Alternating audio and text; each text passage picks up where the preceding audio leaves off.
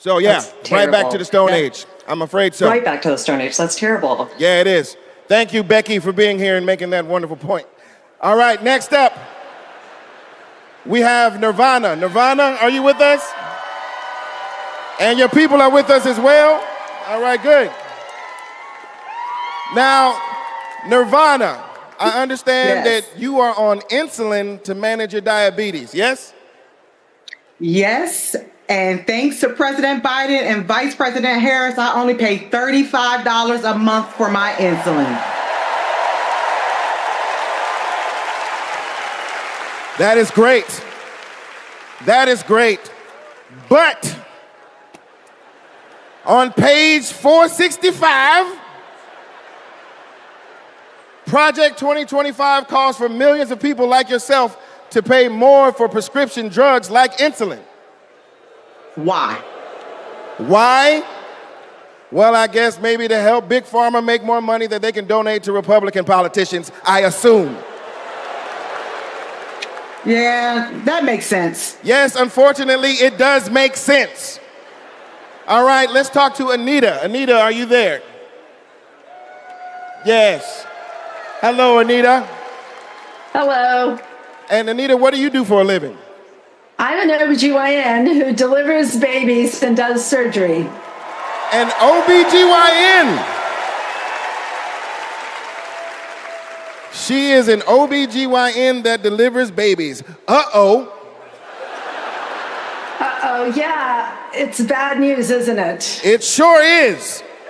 On page 459, Project 2025 resurrects a law from the 1800s called the Comstock Act to ban abortion nationwide and throw healthcare providers in jail. Oh my God, that is awful. Yes, it is awful. All right, let's do one more. Is Sharia with us? Sharia, are you there? Hey, Keenan, I'm here. Yes, Sharia, I love it. All right, let's talk to you. I understand that you work for the federal government? Yes, sir. I'm in the United States Department of Education. I'm a proud civil servant and a proud union president. She works for the Department of Education and she's a proud civil servant. Well, unfortunately for you, on page 78, Project 2025 calls for President Trump to purge the civil service of everyone who isn't a MAGA loyalist. Are you a MAGA loyalist? Now, Keenan, absolutely not. I'm just asking. I mean, you might as well be, because also page 319 calls for the complete elimination of the Department of Education. There's a bunch of stuff in here, but that's all we have time for at the moment. Just remember, everything that we just talked about is very real. It is in this book.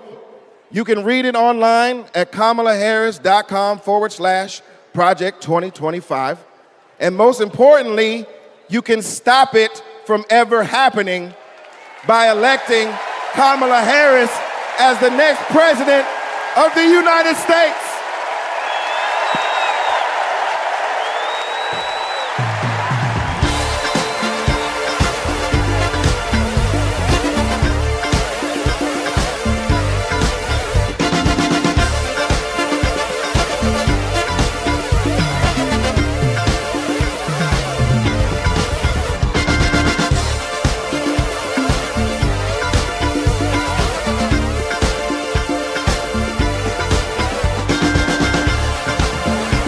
Please welcome award-winning producer and writer, Mindy Kaling.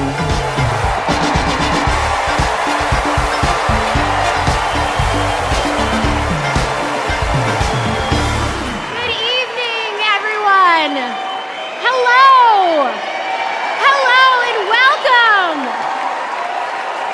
Welcome to the third night of the Democratic National Convention. My name is Mindy Kaling. Thank you. For those of you who don't know me, I am an incredibly famous Gen Z actress who you might recognize from The Office. Thank you, the Mindy Project. Or as the woman who courageously outed Kamala Harris as Indian in an Instagram cooking video. Yes, you're welcome. I am so proud to be here supporting my friend. But the real reason I am here is that deep down, I truly believe that as a woman of color and as a single mother of 3, it is incredibly important that I be appointed ambassador to Italy. That's how this works, right? That's like why I'm here. I've never been, I'm dying to go. And guys, I just really need a break. I know it's not the priority tonight, but just think about it. I am actually here because I have known the Vice President for a long time, and I want to tell you a story about one of the first times I ever met her. She wasn't Madam Vice President then. She was my senator, and we were filming a video where she came to my home to cook dosas, a South Indian dish. Yes, it's not every day that a senator comes over, and I was pretty nervous. But when she arrived, we immediately hit it off. We talked about the love we have for our moms, who had both passed away from cancer. Both of our mothers were immigrants from India who came to America and committed their lives to serving others. My mother, Swati, became an OBGYN. Thank you. Kamala's mother, Shaimala, became a scientist with a PhD who dedicated her life to trying to find a cure for cancer. And after speaking to Kamala, it was clear to me that Shaimala had passed down the same optimism and fearlessness to her daughter. But the thing I remember the most about the Vice President is that Kamala Harris can cook. Guys, she was so much better than me. But she also knew that my family was watching. So, as she gently corrected my sloppy dosa making, she was complimenting me every step of the way, making sure that my daughter Kit heard how good of a cook I am. She had no desire to be seen as better than anyone else. She just wanted my kid to be impressed with her mom. And when she finally bit into my dosa, she looked at me and said, really good, and then never took another bite again. Yes, but it is that warmth, that generosity of spirit that I know she will bring to the White House as our next president. Kamala Harris cares deeply about other people. She will fight to protect our freedoms because those are the values that her mother passed down to her.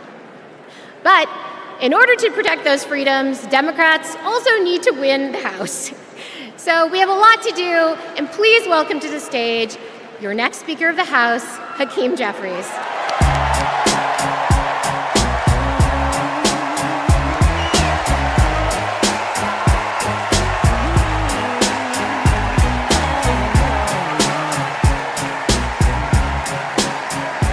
Good evening, Democrats. It's a high honor and a distinct privilege as a Brooklynite, New Yorker, and as an American to stand before you today and unequivocally express my support for Kamala Harris and Tim Walz to be the next President and Vice President of the United States of America. Over the last few years, House Democrats have been hard at work, and we could not have asked for a better leader to partner with than President Joseph Robinette Biden, who will go down as one of the most consequential presidents of all time.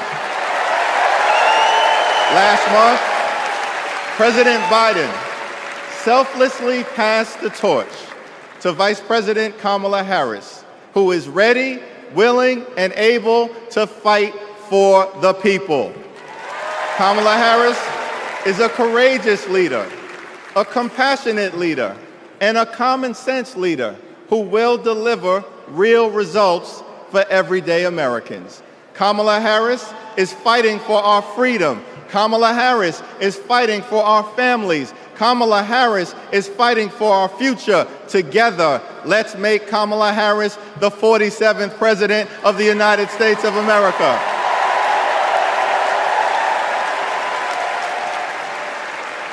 In our great country, when you work hard and play by the rules, you deserve to earn a living wage. You deserve to have an affordable place to call home. You deserve to educate your children in a great public school that is free from gun violence. And you deserve high quality, affordable health care, and you deserve the chance to one day retire with grace and with dignity. But for far too many people in our great country, they are struggling to live paycheck to paycheck. And as a result, the American dream is out of reach. Here's the thing. Extreme MAGA Republicans don't care about everyday Americans. They only care about themselves. Our approach, led by Kamala Harris and Coach Walz, is very different. We care about you, the American people. And we will fight hard to make sure that the American dream is alive and well in every single community. Now, the road ahead will not be easy, which brings me to you-know-who. Donald Trump is like an old boyfriend who you broke up with, but he just won't go away.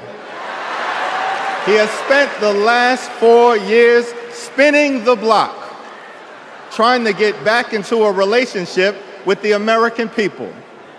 Bro, we broke up with you for a reason.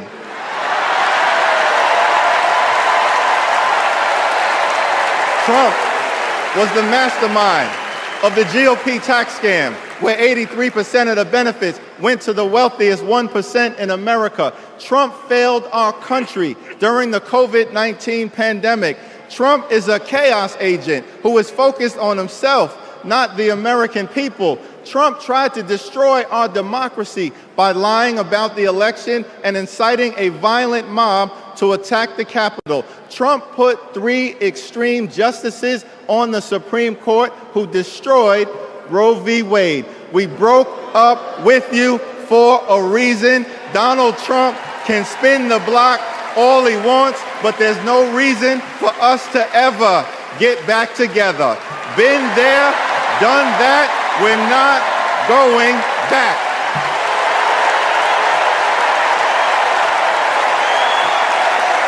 Kamala Harris and House Democrats will always put people over politics. Kamala Harris and House Democrats will lower costs and grow the middle class. Kamala Harris and House Democrats will fix our broken immigration system and secure the border. Kamala Harris and House Democrats will strengthen the relationship between the police and the community. Kamala Harris and House Democrats will continue to combat the climate crisis with the fierce urgency of now. Kamala Harris and House Democrats will protect Social Security, protect Medicare, protect Medicaid, protect the Affordable Care Act, protect working families, protect small businesses, protect the middle class, protect free enterprise, protect our children, protect our seniors, protect our veterans, protect our unions, protect our dreamers, and always protect a woman's freedom to make her own reproductive health care decisions.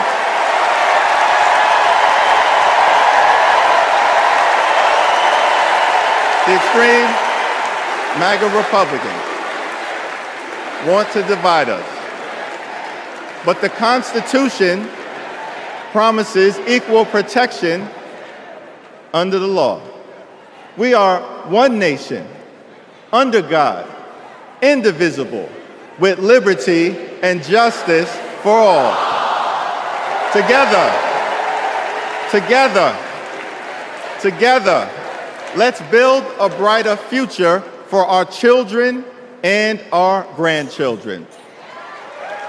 In the Old Testament, book of Psalms, the scripture tells us that weeping may endure during the long night, but joy will come in the morning.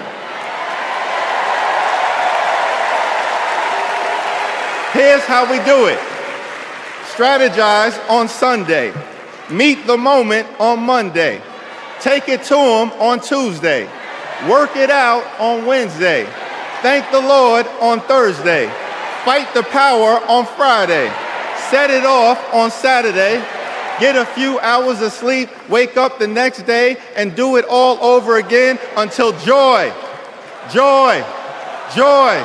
comes in the morning.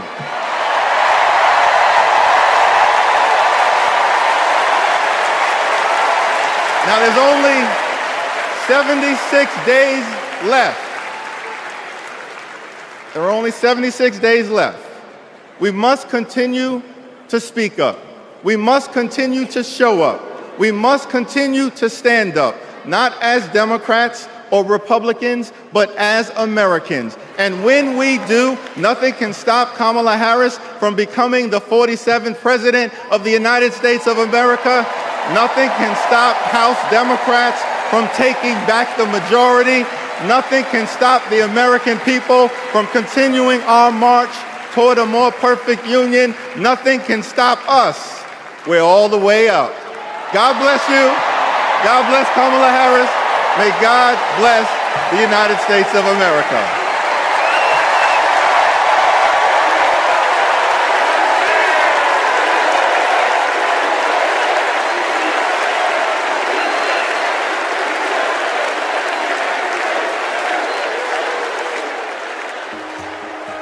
You want to go outside today? Yeah. Want to go put your shoes on? Yes. Let's go outside. Ruby is 2 years old. I'm starting to think, will she be an iron worker like her dad? I hate to break it to you, but I'm not a billionaire. Donald Trump talked a big game about bringing jobs back to America, but it was all talk, like Foxconn. This is the 8th wonder of the world. Foxconn, by most estimates, has not even come close to meeting expectations. This whole project was a scam. He is not looking out for the residents. He's looking out for himself. You know what Trump delivered? $2 trillion in tax cuts focused on his billionaire buddies and big corporations. You're rich as hell. It makes me angry. Billionaires don't pay their share of the load. And he wants to do that again. Trump talked a massive game about infrastructure. What a joke. We call it Infrastructure Week. Infrastructure is the easiest of all. We're going to get this infrastructure going. Trump was too incompetent to get it done. Who's he looking out for? Not us, not my family. You know who got it done? Joe Biden and Kamala Harris. Biggest infrastructure package in history. Infrastructure is just a fancy word for jobs. Not just union workers, but for everyone. Small businesses are booming. Communities are starting to thrive again. I wish it was faster, but prices are easing. Kamala Harris helped deliver the largest job growth in American history. Wages are higher. Manufacturing is booming. We're building roads, bridges, airports again. That's a fact. And we have healthcare. When our middle class is strong, America is strong. Kamala's goal is to rebuild the middle class for families like mine.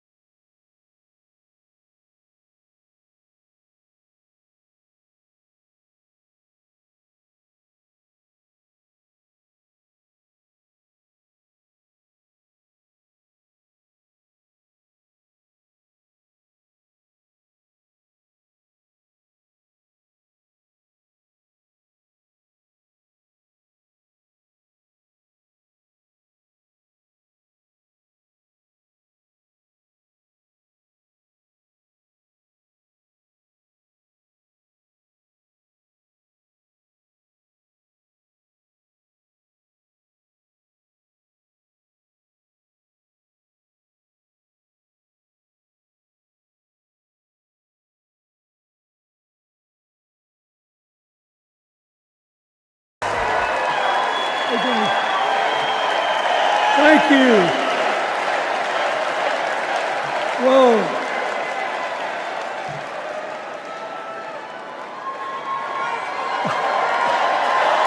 Let me ask you something. After the last 2 days, aren't you proud to be a Democrat?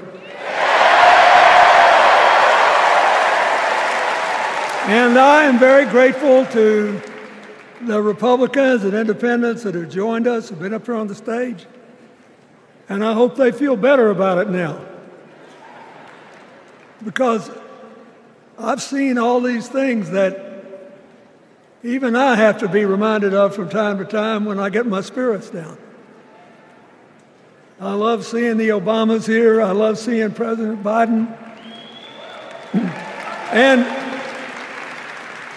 I thought Hillary gave a great speech, too. And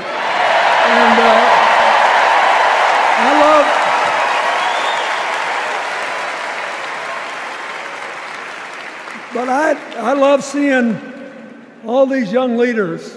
A bunch of them are coming up after me. They look better, they sound better, and they'll be exciting. I do want to say one word about President Biden. Remember, he had an improbable turn that made him president. And we were in the middle of a pandemic and an economic crash. He healed our sick and put the rest of us back to work. And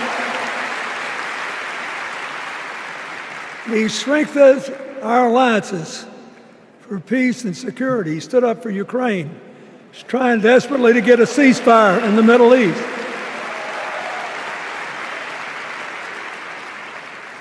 And then he did something that's really hard for a politician to do. He voluntarily gave up political power. And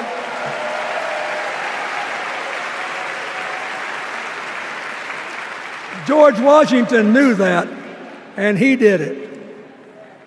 And he set the standard for us serving 2 terms before it was mandatory. It helped his legacy, and it will enhance Joe Biden's legacy.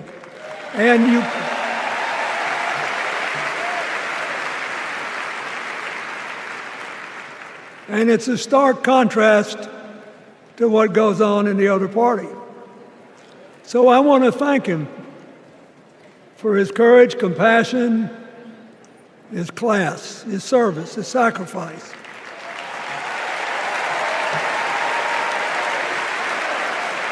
Joe Biden, thank you. And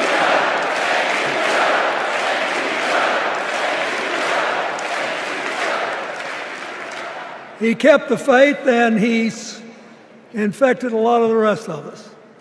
Now let's cut to the chase. I am too old to gild the lily. 2 days ago, I turned 78, the oldest man in my family of 4 generations. And the only personal vanity I want to assert is I'm still younger than Donald Trump.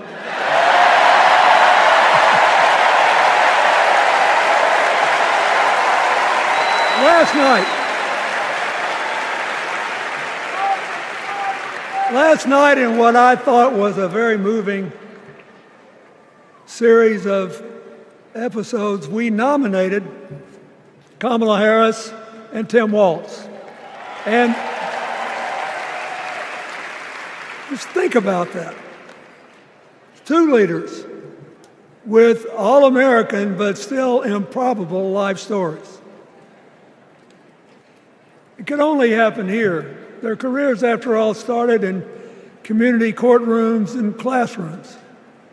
2 leaders who spent a lifetime getting the good job done. Now, one of the things that I've noticed over my increasingly long life, that a presidential election is unique in several ways. First of all, it's the greatest job interview for the greatest job in the world. Secondly, the Constitution says we, the people, get to do the hiring. And the third thing is that every 4 years, we get to change the requirements for the job. So here's what I'm thinking, because I try to apply this in every election. Will this president take us backward or forward? Will this president give our kids a brighter future? Depends. Will this president bring us together or tear us apart? Will the president increase the peace, security, and stability and freedom that we enjoy and extend it to others as we can? We, the people, we have to make a decision about these kind of questions. And every 4 years, it's a little different because the people come at the candidates, and they say, as they're saying now, here are our problems, solve them.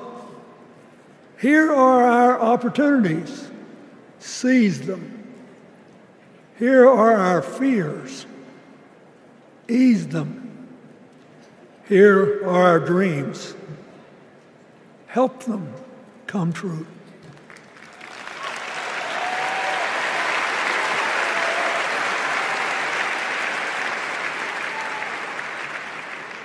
A president can answer that call by saying, I'll do my part, but you have to help me. We have to work together.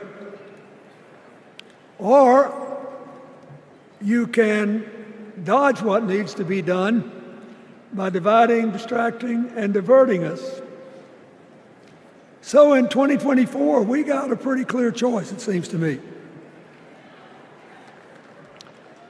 Kamala Harris for the people,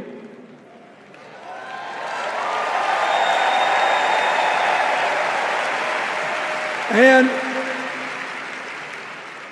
the other guy who's proved even more than the first go-around that he's about me, myself, and I.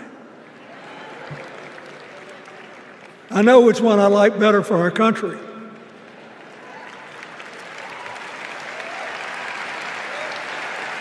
Kamala Harris will work to solve our problems, seize our opportunities, ease our fears, and make sure every single American, however they vote, has a chance to chase their dreams. You know, when she was young, she worked at McDonald's. And she greeted every person with that 1,000-watt smile and said, "How can I help you?" Now she's at the pinnacle of power and she's still asking, "How can I help you?"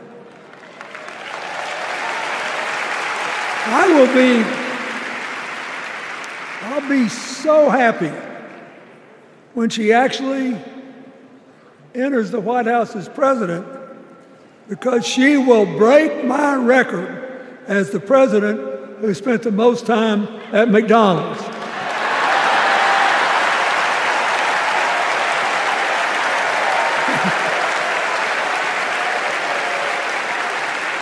Now, but we got an election to win. And remember, we've got a guy that's pretty good at what he does. Donald Trump has been a paragon of consistency. He's still dividing, he's still blaming, he's still belittling other people. He creates chaos, and then he sort of curates it as if it were precious art. Let me say, not a single day goes by. Even though I've been gone for well over 23 years from the White House, not a day goes by that I don't thank the Lord for the chance I had to serve and what it meant. And one of the reasons, thank you. Wait.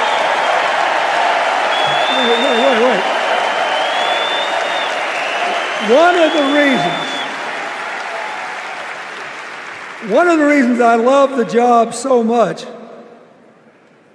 is that in the toughest times, even on the darkest days, if you tried hard enough, there was always something good you could do for somebody else.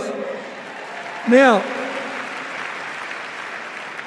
some days that's not easy to do. You've got to deal with all these emergencies, or there's something going on here, there, or yonder. But Kamala Harris is the only candidate in this race who has the vision, the experience, the temperament, the will, and yes, the sheer joy to get something done.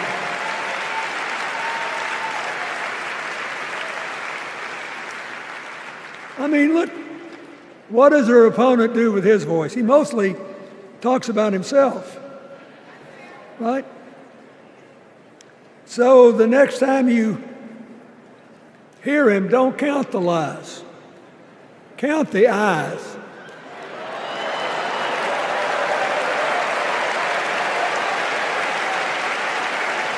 Count the eyes. His vendettas, his vengeance, his complaints, his conspiracies.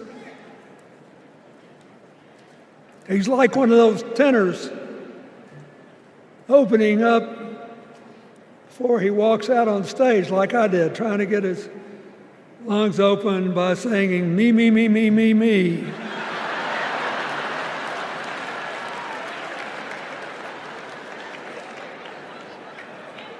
When Kamala Harris is president, every day will begin with you, you, you, you.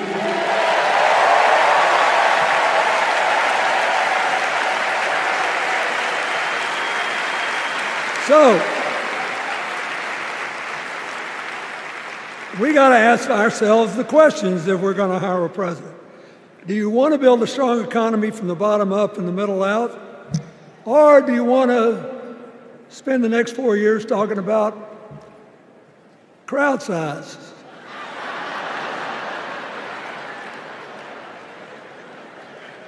You're going to have a hard time believing this, but so help me, I triple-checked it. Since the end of the Cold War in 1989, America has created about 51 million new jobs. I swear I checked this 3 times. Even I couldn't believe it. What's the score? Democrats 50, Republicans 1.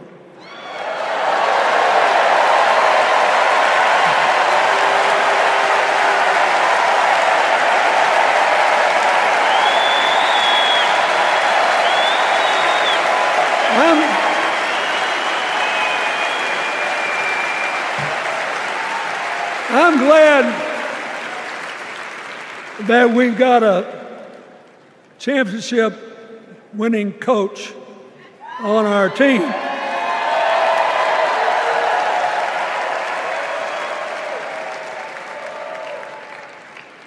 But even the most limited of us in what we know about football or any other sport knows that if you're got 50 and the other side's got 1, you're ahead.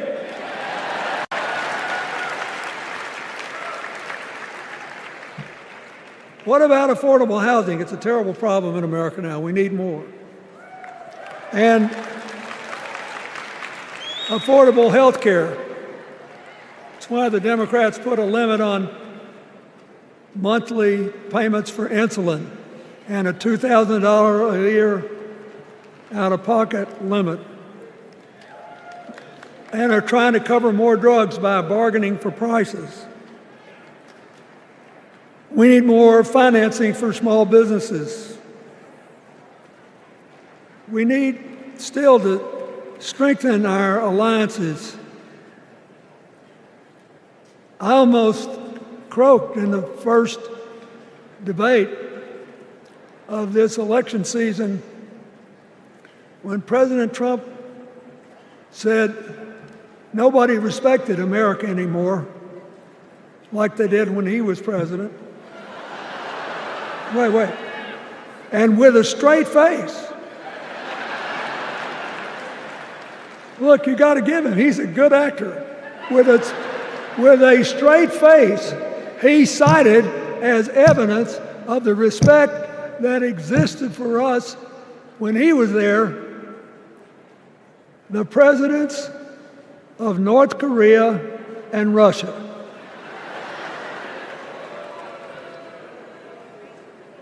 I'd rather have the people who respect us now. And one of the things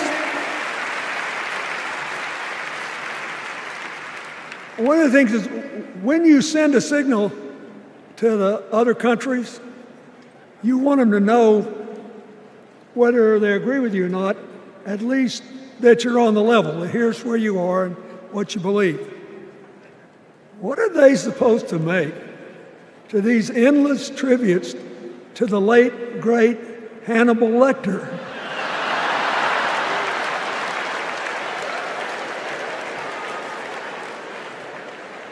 I mean, President Obama once gave me the great honor of saying I was the explainer-in-chief. Folks, I've thought about it, and I don't know what to say.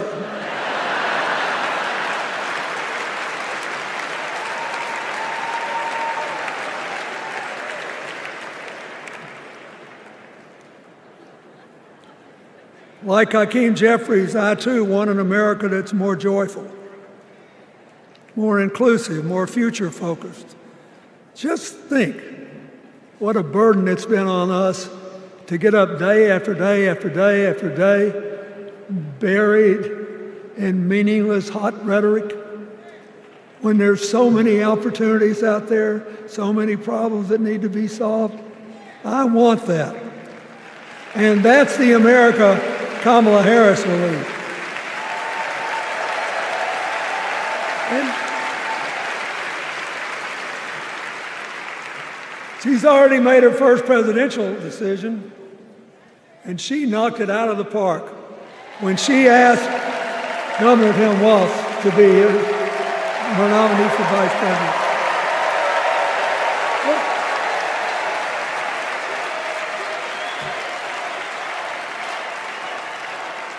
As they used to say when I was a young man growing up in Arkansas, you do not have to be all broke out with brilliance. You just look at Tim Walz, listen to him, follow his record as a teacher, as a coach, in the National Guard, as a congressman, where he was the only Democrat, save one, elected in that district in more than 100 years. And he stayed a long time. And then he became a great governor. And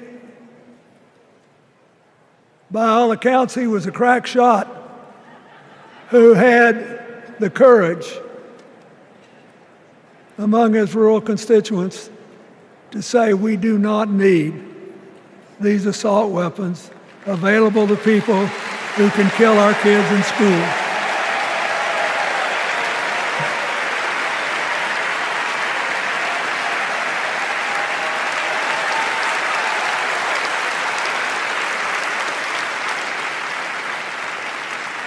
So, armed with her first decision, Kamala Harris confronts an interesting dilemma. we're going to walk out of here feeling pretty good, I think. We've got energy, we are happy, we feel like a load's off our shoulders. And we know we're just being asked to fight the same fight that the forces of progress have had to fight for 250 years. In the face of stiff and often violent opposition, we have to find a way to go forward together, where we, the people, make our union more perfect. So, that's a good thing. How could we possibly lose? Kamala Harris has fought for kids her whole life that were left out and left behind. She's taken on gangs trafficking across the border. She's fought to protect the rights of homeowners. She's been our leader in the fight for reproductive freedoms, and we know a majority of the American people are with us on that.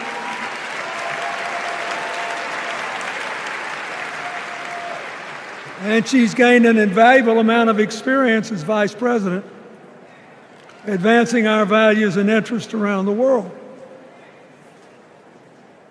She's already said she's going to work really hard to make sure that no American working full-time lives in poverty or has to worry about their children living in poverty. She says that we got to make home ownership an achievable dream for everyone, not just a privilege.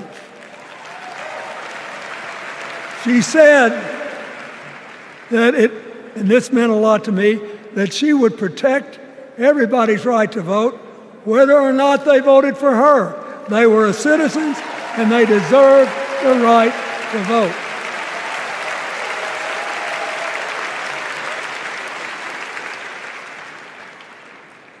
The other day, her opponent implied that as his people voted one more time, they'd be able to rig it from now on and they wouldn't have to vote again. You think they're kidding, but I know a lot of these folks, and most of them are really good people, but some of them think that they are bound to dominate America politically, economically, and socially, and they have to use politics to do it, and they should rig the system. I don't believe that. And so here's what I want to tell you. We've seen more than one election slip away from us when we thought it couldn't happen, when people got distracted by phony issues or overconfident. This is a brutal, tough business. I want you to be happy. One of the reasons that President-to-be Harris is doing so well is that we're all so happy.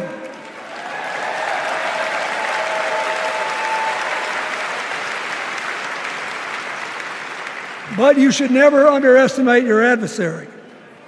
And these people are really good at distracting us, at triggering doubt, at triggering buyer's remorse.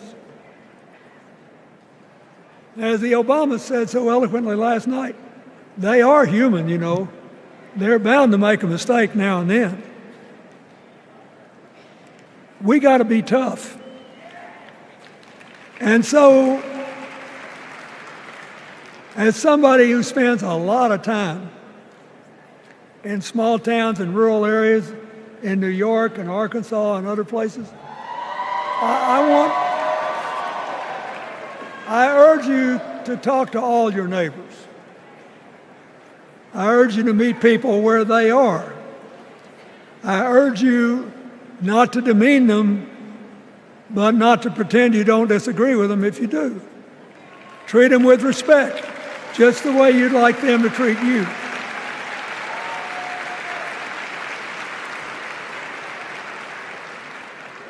ask for their help, and then follow our leader, Kamala, and ask them, how can I help you? We Democrats right now have a lot of hay in the barn.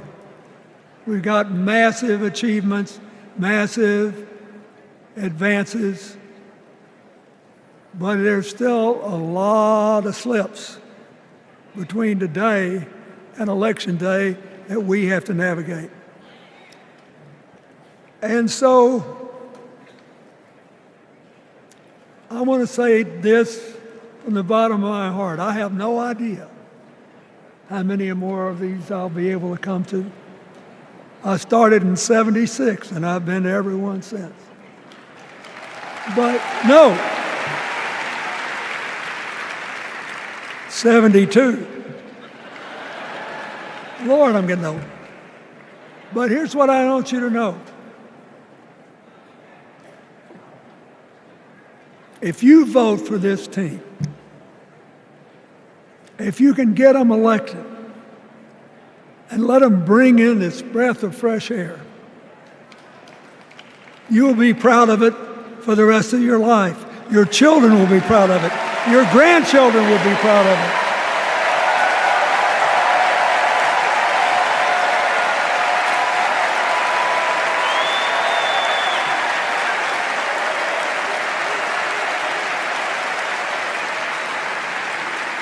Take it from a man who once had the honor to be called in this convention the man from hope. We need Kamala Harris, the president of joy, to lead us. So,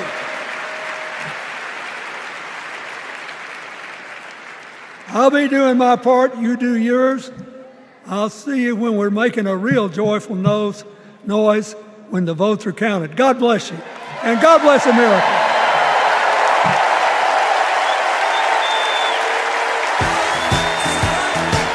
Guys, I couldn't leave here without giving a shout out to the amazing delegation from my home state, Massachusetts. I love you, Massachusetts.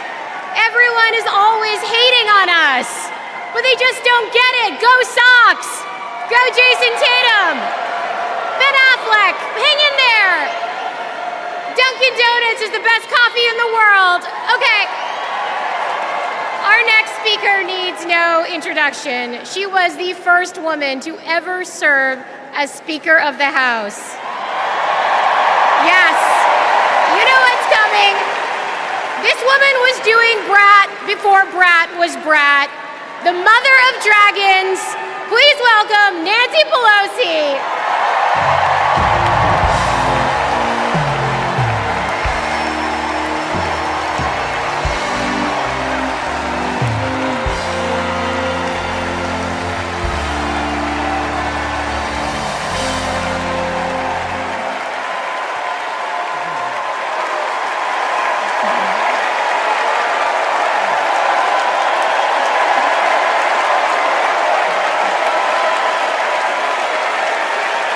Hello, California. Hello, Maryland. Hello, Democrats.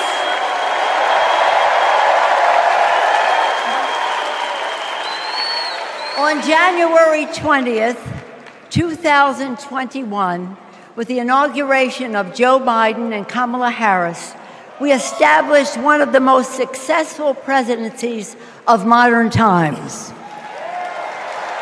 And we quickly proved that Democrats deliver. Millions of jobs, stronger infrastructure and rural broadband, a Biden child tax credit, rescuing human pensions, honoring our veterans, bold climate action, lowering the cost of prescription drugs, all thanks to President Biden's patriotic vision of a fairer America, doing so with liberty and justice for all. Thank you, Joe.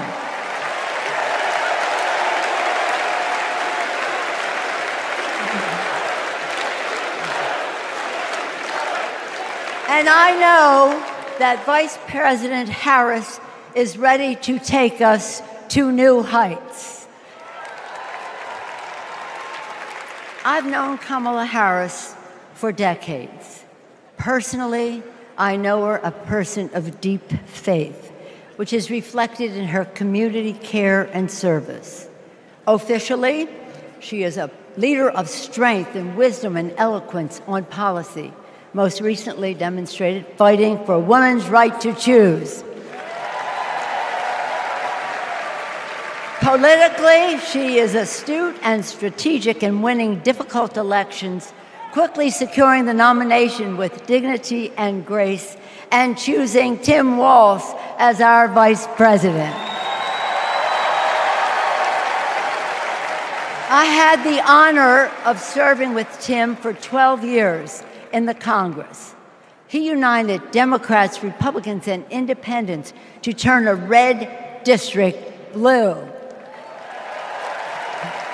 He showed courage when he came to Congress in voting for the Affordable Care Act, meeting the needs of his constituents despite Republicans' lies and misrepresentation. When he went home, won the election, he returned to Congress. He fought for our Americans' heroes as the Democratic leader of the Veterans Affairs Committee. Thank you, Tim.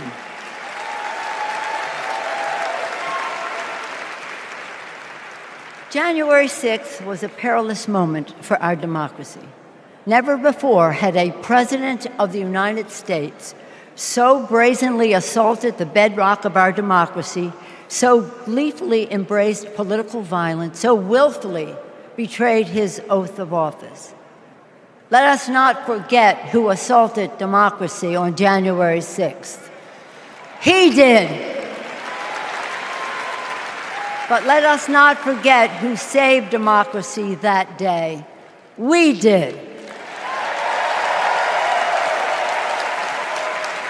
And thank God we had a Democratic House of Representatives then. We returned to the Capitol that very same night. We insisted on certifying the election results on the floors of the House and the Senate. And we demonstrated to America and to the world that American democracy prevailed.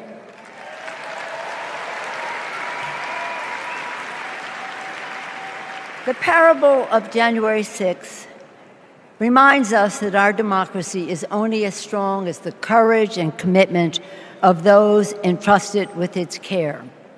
And we must choose leaders who believe in free and fair elections, who respect the peaceful transfer of power. The choice couldn't be clearer. Those leaders are Vice President Harris and Governor Walz.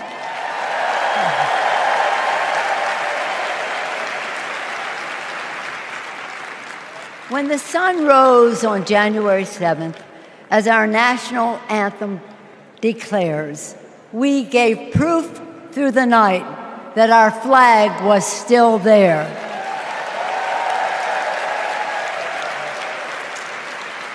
Now, in this election, we are called upon to do the same, to stand together, to reject autocracy, to choose democracy, and we will do so by electing a Democratic House with Hakeem Jeffries as Speaker of the House,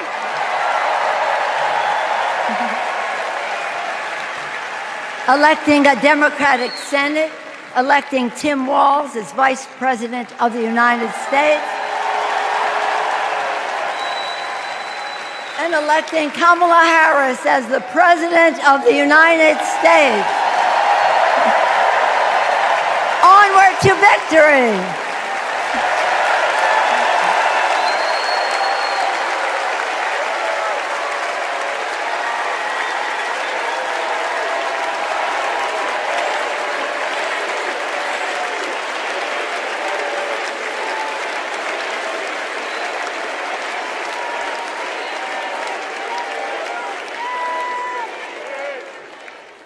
Please welcome Alexander Hudlin, Jasper Emhoff, and Arden Emhoff.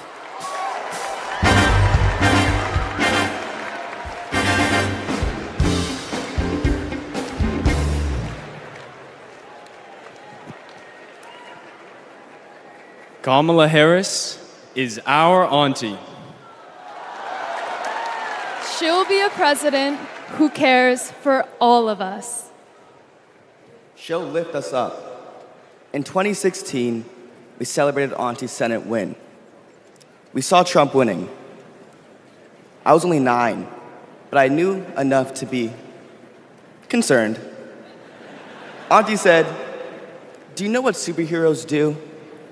They fight back. And we will too."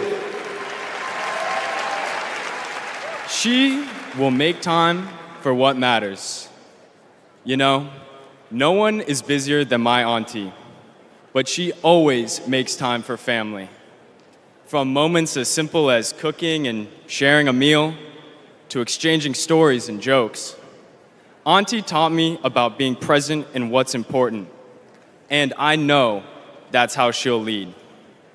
She'll treat everyone with respect. Even as a kid, Auntie made me feel that I was seen, that my words are important, that I am important and loved. I know she'll value others' perspectives, no matter their age or their background. Auntie, we love you. We're so proud of you. And most importantly, you're a baller. And as you'd say, let's win this thing. Let's win this thing.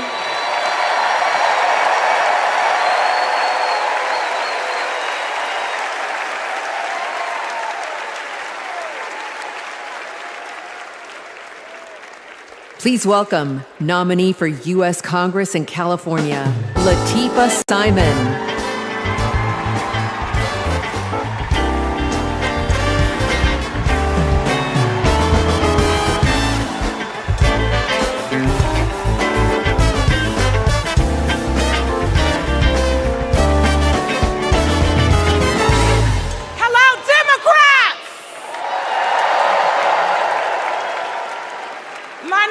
Latifah Simon, and I am running for Congress.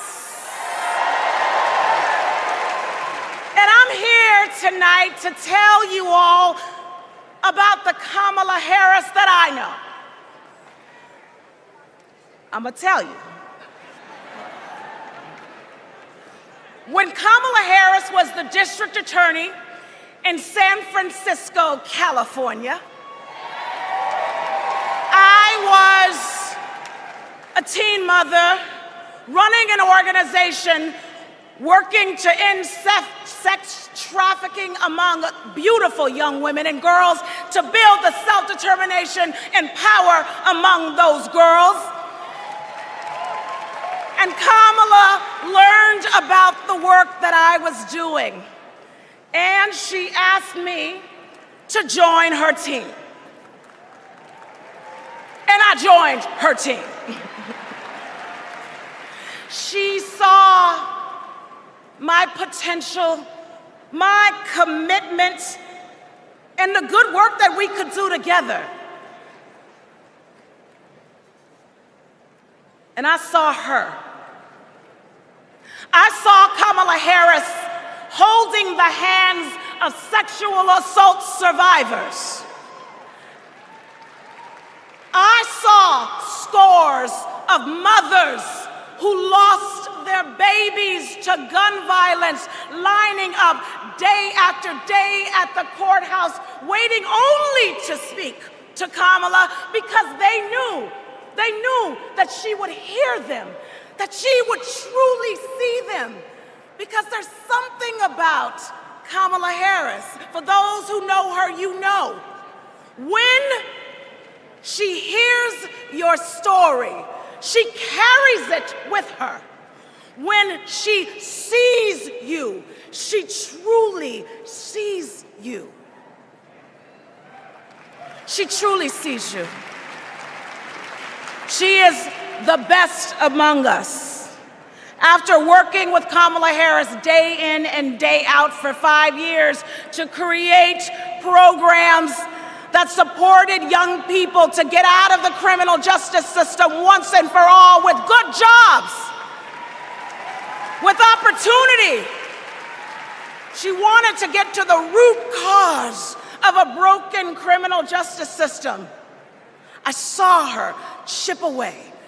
She came early and she left late every single day because, you know, like those mothers, like those sexual assault survivors, when she goes into that Oval Office,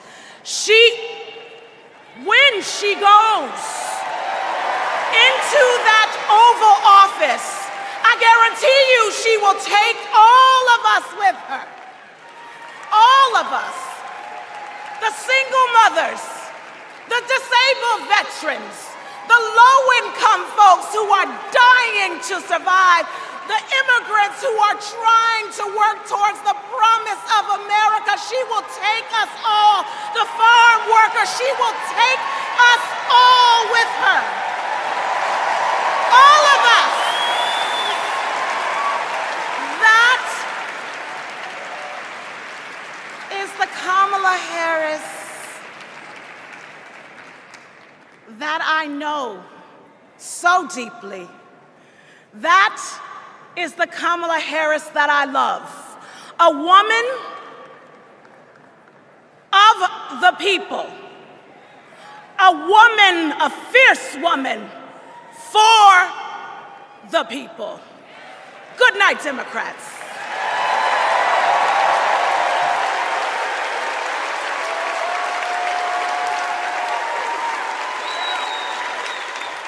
Please welcome former U.S. Associate Attorney General of the United States and the Vice President's brother-in-law, Tony West.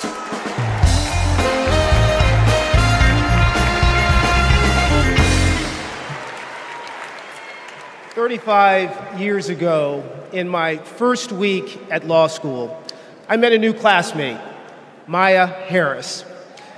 We became best friends, but the way Kamala tells the story, we'd already fallen in love by graduation day. And when Maya and I married, I not only gained a life partner I love, a daughter I adore, and a mother-in-law I revered, someone I affectionately called Mother Harris, I also gained a sister I cherish, Kamala.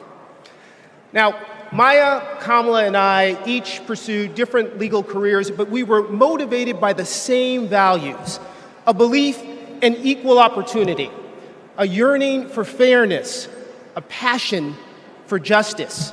Values Mother Harris taught those two little girls, values that powered Kamala's public service from the very beginning.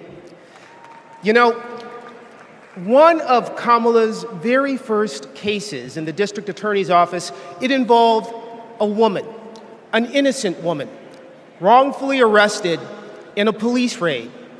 It was a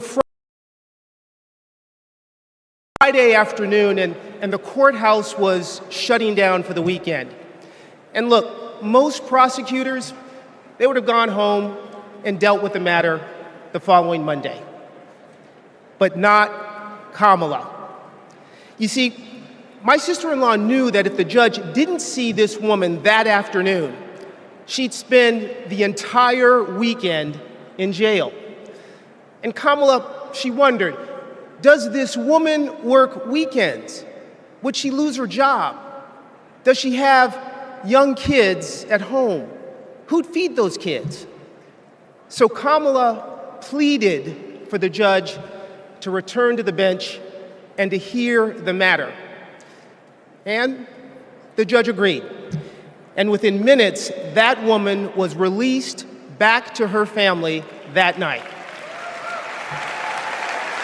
Now, it may seem small, but that's what it means to stand up for justice. That's what it means to stand for the people. And as Kamala says, when you know what you stand for, you know what to fight for. And look, believe me when I tell you, as a sister, a daughter, an auntie, and a mother, I've seen Kamala fight for her family. As district attorney, attorney general, U.S. Senator, and Vice President of the United States, I have watched her fight in the halls of power for those who have no voice there. And as president, I know she'll fight for you. She'll fight for all of us. Because, friends, when Kamala fights, we win. Thank you. God bless you.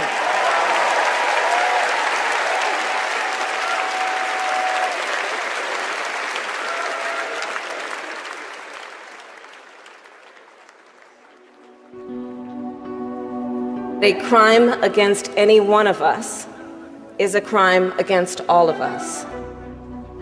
The work that she did as Attorney General was taking on issues to help people who were trying to make a life for themselves and their families.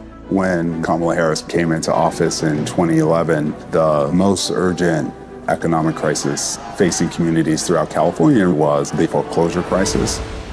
For too many Californians, hopes for lasting homeownership have been dashed. Victims have fallen prey to a series of mortgage scams, fraud, and unfair business practices. In order to get meaningful relief, we had to sue the banks and see through a lengthy litigation process. When Kamala was sitting at the table negotiating, it wasn't just about the money, it was about real people. I vividly remember her thinking about Mommy, who could finally afford to buy her first home, and how proud Mommy was. So Kamala knew what was at stake for families and even whole communities. We are very proud to announce a tremendous victory for California. She truly believes that every single person, every American is worthy of the promise and the prosperity of this country. And every time Kamala has run for a bigger office, it's because she believes that she can have a bigger impact. We are making a commitment tonight with this celebration of this Senate race to bring our country together.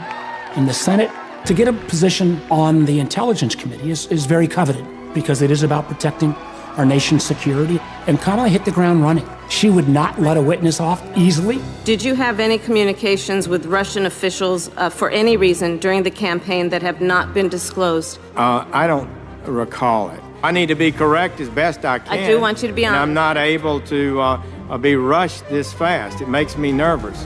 Her questioning of Attorney General Sessions was historic, and she earned the respect of colleagues on both sides of the aisle. Kamala, as a senator, was a truth teller. She was there to expose what some of these guys were and what they intended to do.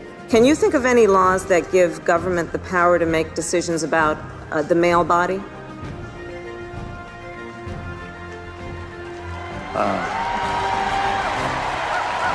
I'm not thinking of any right now, Senator. They didn't know what hit them. And in those moments, so many people saw her for the first time and saw how tough she was. Would you accept them recommending a charging decision to you if they had not reviewed the evidence? Well, that's a question for Bob Mueller. He's the U.S. attorney. I think you've made it clear, sir, that you've not looked at the evidence, and we can move on. When she's on a mission, she is determined and relentless. When our fundamental values are being attacked, do we retreat or do we fight? I say we fight. If you want to go forward in this country, not go backward, then there is only one choice.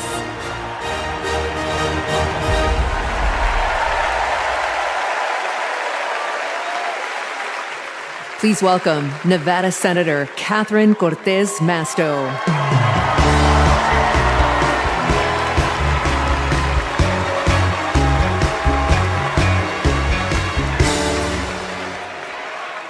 Hello, Chicago. You know, before I was senator, I was Nevada's Attorney General. And that's when I met Kamala Harris, my colleague in California. Now, we bonded over many things. And working together, I quickly learned what kind of person she is. She is a strong leader. Here's how I know. As AGs, we took on the big banks after the foreclosure crisis. And let me tell you, Kamala did not settle for less than homeowners deserved. Her leadership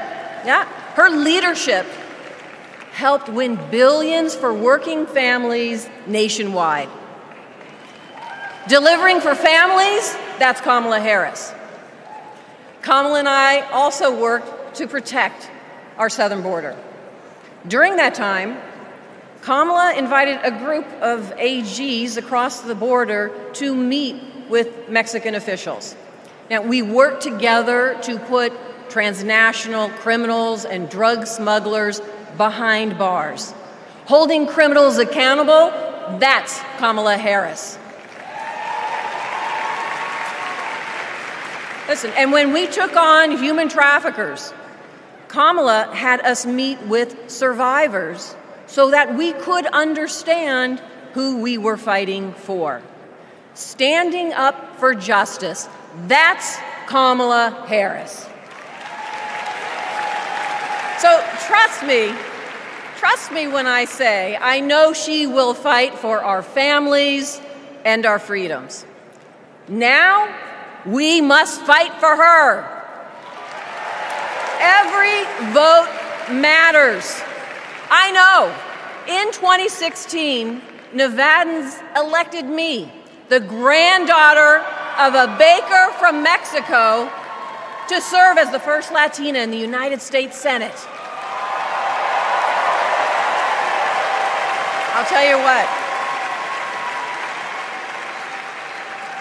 And in 2022, my reelection came down to 7,928 votes. Because of voters in Nevada, the Democrats won the Senate majority. And I'm here to tell you, we can do it again. We can send Kamala Harris and Tim Walz to the White House. Are we ready to do it? Are we ready to fight? Let's get it done, Chicago. Thank you, everyone.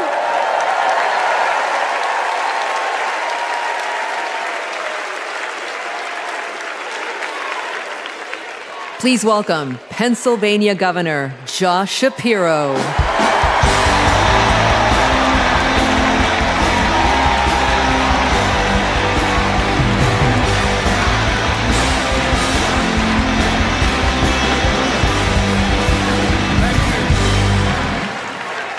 Thank you.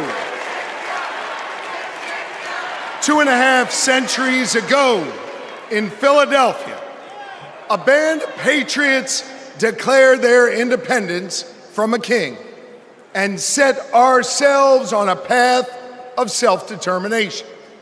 Generation after generation has embraced that responsibility. Ordinary Americans rising up, demanding more, seeking justice. And in every chapter of our American story, we've made progress and advanced the cause of freedom. Today we find ourselves writing that next chapter. Will we be a nation defined by chaos and extremism? Or will we choose a path of decency, honor, and continued progress? Kamala Harris, well, she has spent her entire career making progress. Donald Trump, a man with no guardrails, wants to take away our rights and our freedoms. And listen, while he cloaks himself in the blanket of freedom, what he's offering isn't freedom at all. Because hear me on this, it's not freedom to tell our children what books they're allowed to read. No, it's not. And it's not freedom to tell women what they can do with their bodies. And hear me on this, it sure as hell isn't freedom to say you can go vote, but he gets to pick the winner. That's not freedom. But you know what?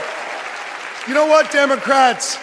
We are the party of real freedom. That's right. The kind of real freedom that comes when that child has a great public school with an awesome teacher because we believe in her future. Real freedom that comes when we invest in the police and in the community so that child can walk to and from school and get home safely to her mama. Real freedom that comes when she can join a union, marry who she loves, start a family on her own terms, breathe clean air, drink pure water, worship how she wants, and live a life of purpose where she is respected for who she is.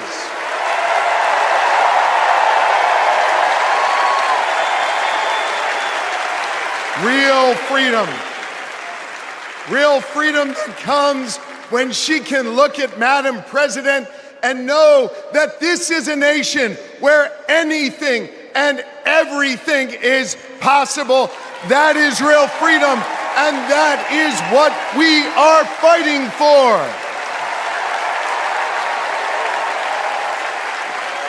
You know, Kamala and Tim's names may be on the ballot, but it's your rights. It's our rights. It's our future and freedoms that are on the line.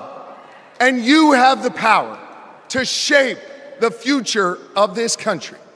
Just like our ancestors who fought for freedom on the battlefield and sat in at lunch counters so our kids could stand up.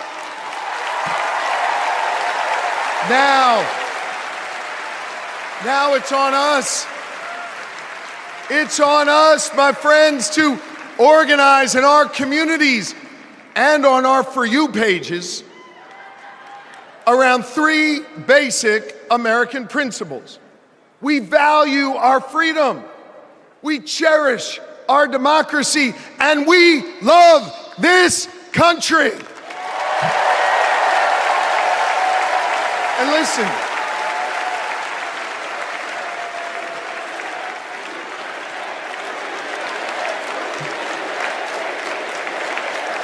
we love this country.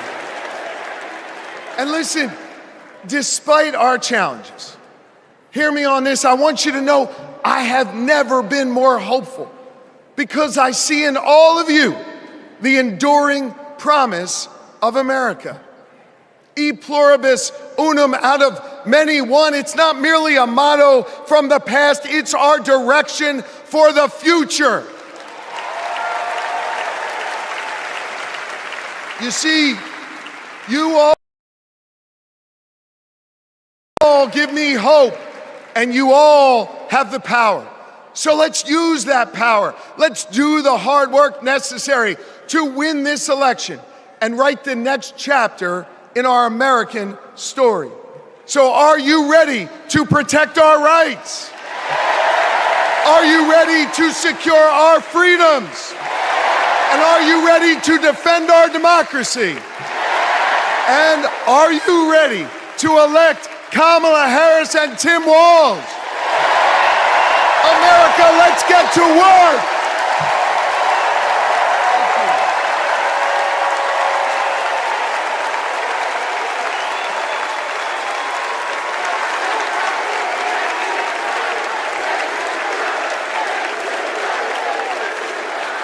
Please welcome author, activist, and youngest presidential inaugural poet in American history, Amanda Gorman.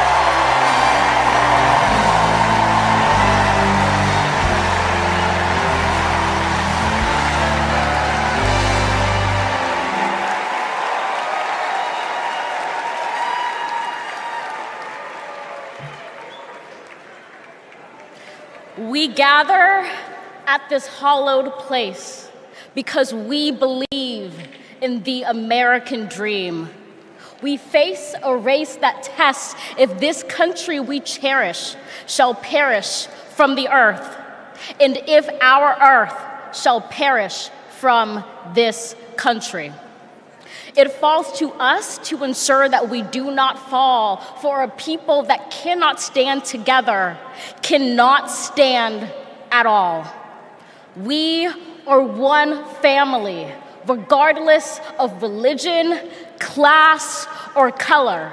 For what defines a patriot is not just our love of liberty, but our love for one another.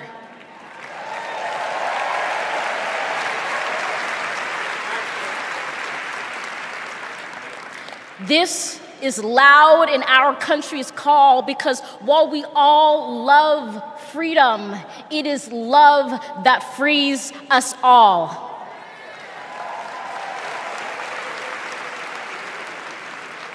Empathy emancipates, making us greater than hate or vanity. That is the American promise, powerful and pure. Divided, we cannot endure, but united, we can endeavor to humanize our democracy and endear democracy to humanity.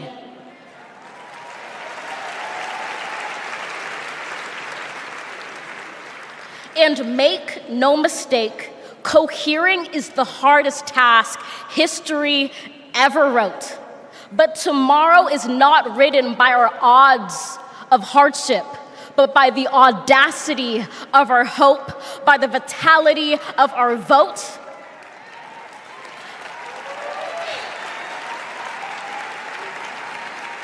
Only now, approaching this rare air, are we aware that perhaps the American dream is no dream at all, but instead a dare to dream together.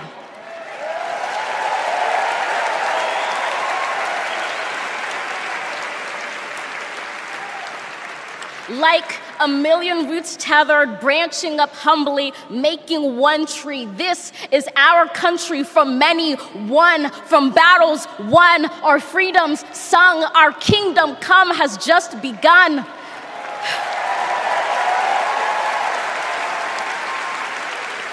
We redeem this sacred scene, ready for our journey from it. Together, we must birth this early republic and achieve an unearthly summit. Let us not just believe in the American dream, let us be worthy of it. Thank you.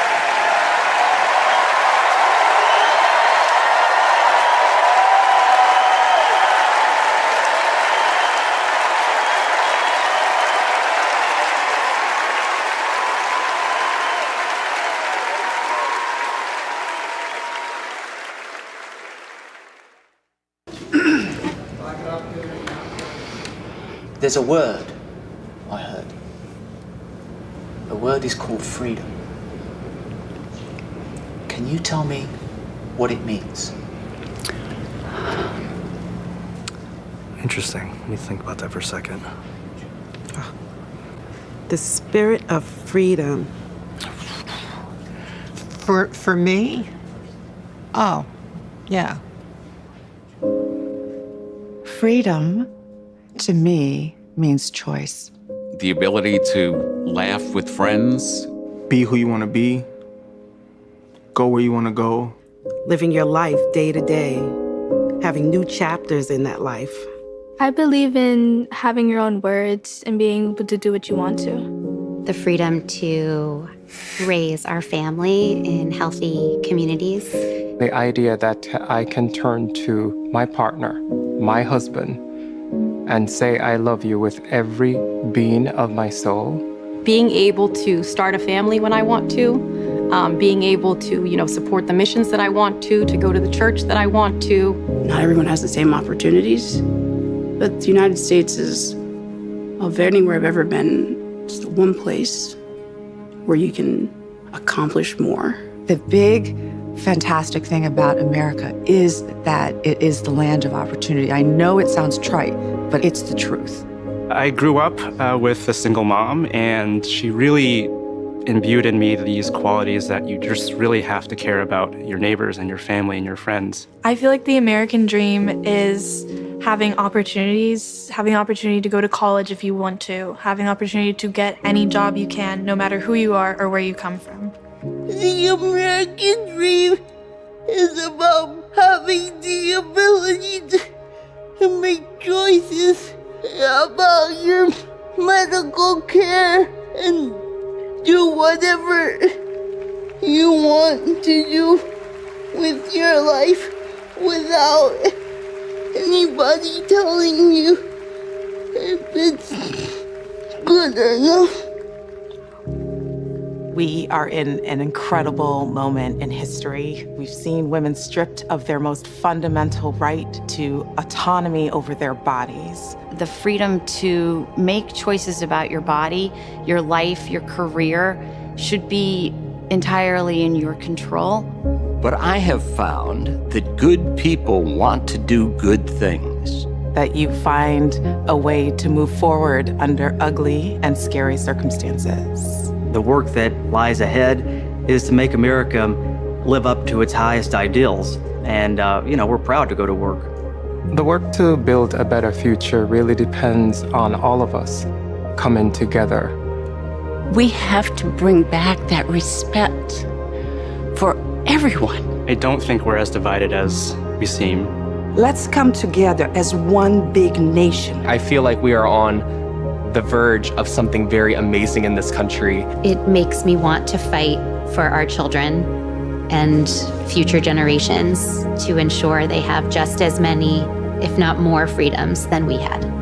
I believe in a future where my mom can feel safe no matter where she is in the country. A future that is filled with a healthy and vibrant planet, where families are not separated by fences or jail bars. A future in which we all get what we need. I want to say that for people who are younger than me. Hopefully the kids I teach can chase their dreams and believe in what they want to be. I want a future for him that he knows that he's covered and protected.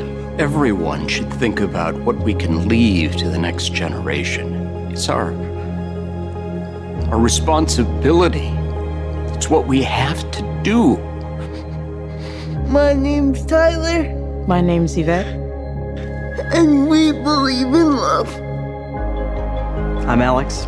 I'm Kiara. My name is Steven. My name is Charlie. I'm a proud 7th generation Texan. I am from Waterford, Michigan, just north of Detroit. I'm from East Tennessee. And we believe in the American dream. We believe in a better world for our child, and we believe in this country. My name is Karen, and I believe in justice. My name is Nancy. My name is Thoreau. My name is Jennings. My name is Dana. My name is Todd. And we believe in freedom. My name is Gina, and I believe in freedom. My name is Pat, and I believe in the freedom to work together.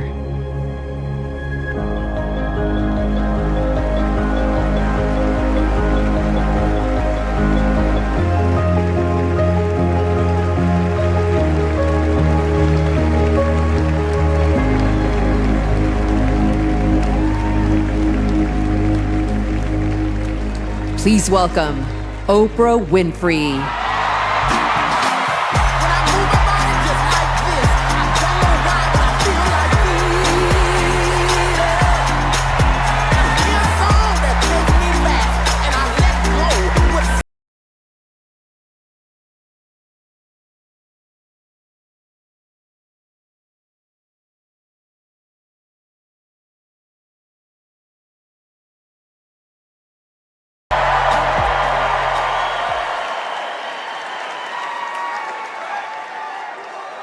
Who says you can't go home again?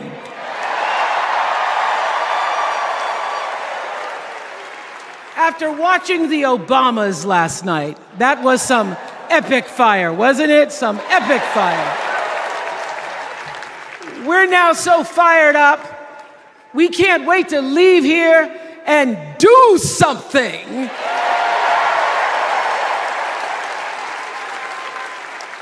And what we're gonna do is elect Kamala Harris as the next president of the United States.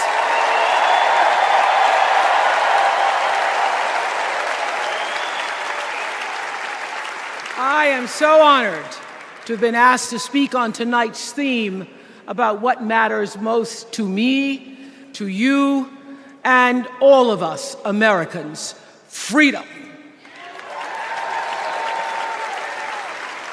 There are people who want you to see our country as a nation of us against them, people who want to scare you, who want to rule you, people who'd have you believe that books are dangerous and assault rifles are safe, that there's a right way to worship and a wrong way to love, people who seek first to divide and then to conquer.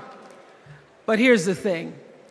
When we stand together, it is impossible to conquer us.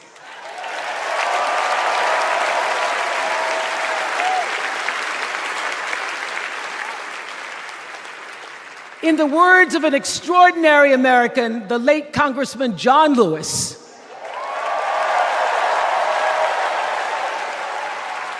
he said, no matter what ship our ancestors arrived on, we are all in the same boat now. Congressman Lewis knew very well how far this country has come because he was one of the brilliant Americans who helped to get us where we are. But he also knew that the work is not done. The work will never be done because freedom isn't free. America is an ongoing project. It requires commitment. It requires being open to the hard work and the heart work of democracy. And every now and then, it requires standing up to life's bullies.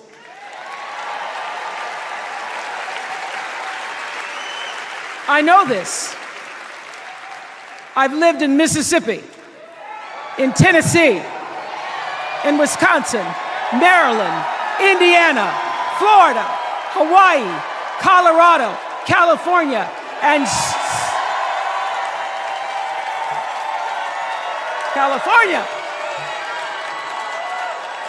and sweet home Chicago, Illinois.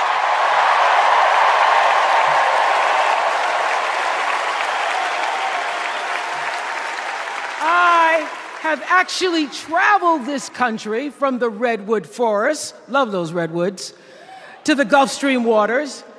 I've seen racism and sexism and income inequality and division. I've not only seen it, at times I've been on the receiving end of it. But more often than not, what I've witnessed and experienced are human beings, both conservative and liberal, who may not agree with each other, but who'd still help you in a heartbeat if you were in trouble. These are the people who make me proud to say that I am an American.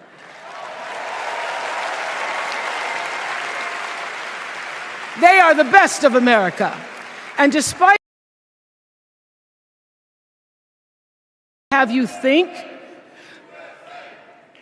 we are not so different from our neighbors. When a house is on fire, we don't ask about the homeowner's race or religion. We don't wonder who their partner is or how they voted. No, we just try to do the best we can to save them. And if the place happens to belong to a childless cat lady,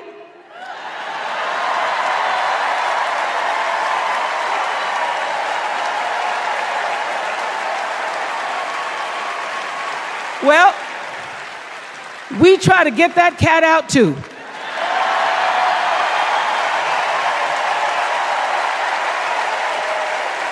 Because we are a country of people who work hard for the money. We wish our brothers and sisters well, and we pray for peace. We know all the old tricks and tropes that are designed to distract us from what actually matters, but we are beyond ridiculous tweets and lies and foolery. These are complicated times, people, and they require adult conversation. And I welcome those conversations because civilized debate is vital to democracy, and it is the best of America. Now, over the last couple of nights, we have all seen brave people walk onto this stage and share their most private pain. Amanda and Josh, Caitlin, Hadley, they told us their stories of rape and incest and near-death experiences from having the state deny them the abortion that their doctor explained was medically necessary. And they've told us these things for one reason, and that is to keep what happened to them from happening to anybody else. Because if you do not have autonomy over this, if you cannot control when and how you choose to bring your children into this world and how they are raised and supported, there is no American dream.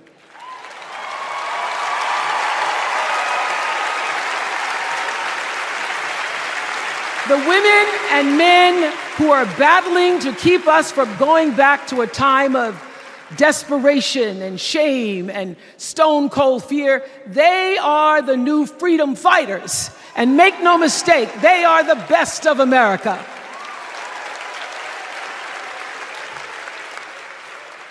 I want to talk now about somebody who's not with us tonight.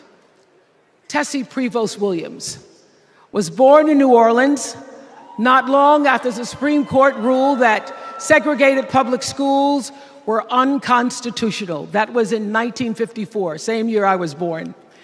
But I didn't have to head to first grade at the all-white McDonough 19 school with a U.S. Marshal by my side like Tessie did.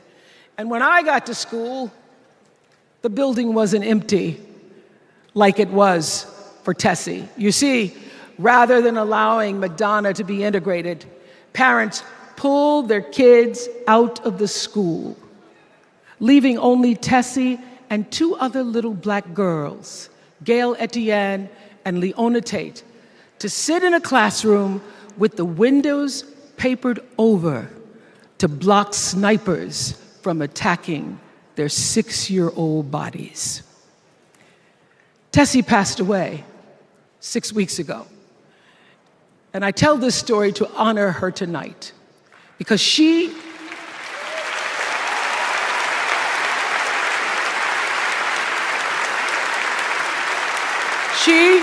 like Ruby Bridges and her friends, Leona and Gail, the New Orleans Four they were called. They broke barriers and they paid dearly for it.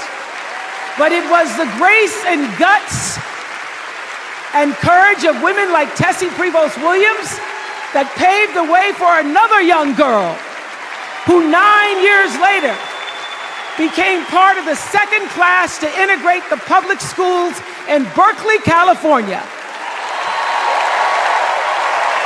And it seems to me that at school and at home, somebody did a beautiful job of showing this young girl how to challenge the people at the top and empower the people at the bottom. They showed her how to look at the world and see not just what is, but what can be. They instilled in her a passion for justice and freedom and the glorious fighting spirit necessary to pursue that passion.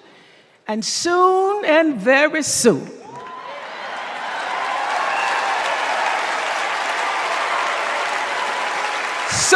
very soon, we're going to be teaching our daughters and sons about how this child of an Indian mother and a Jamaican father, two idealistic, energetic immigrants,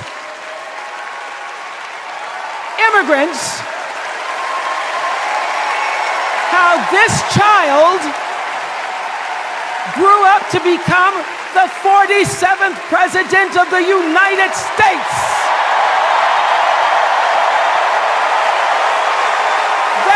Is the best of America.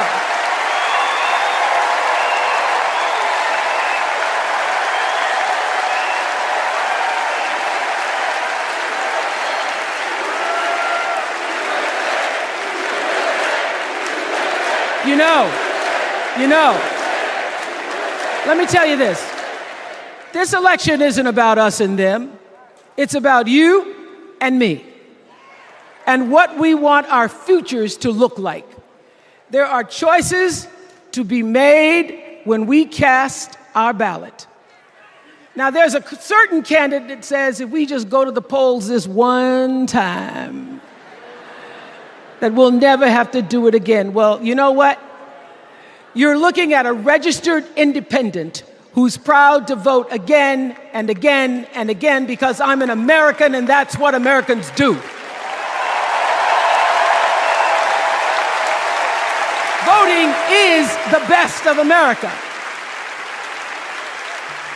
And I have always, since I was eligible to vote, I've always voted my values. And that is what is needed in this election now more than ever. So I'm calling on all you independents and all you undecideds. You know this is true. You know I'm telling you the truth, that values and character matter most of all. In leadership and in life. And more than anything, you know this is true, that decency and respect are on the ballot in 2024.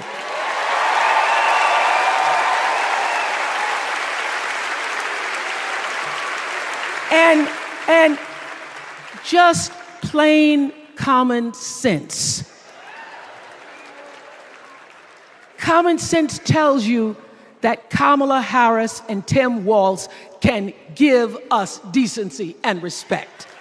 They're the ones that give it to us. So, we are Americans. We are Americans. Let us choose loyalty to the Constitution over loyalty to any individual. Because that's the best of America. And let us choose optimism over cynicism, because that's the best of America.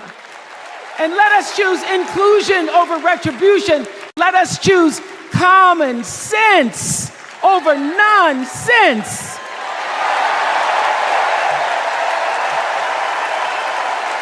Because that's the best of America.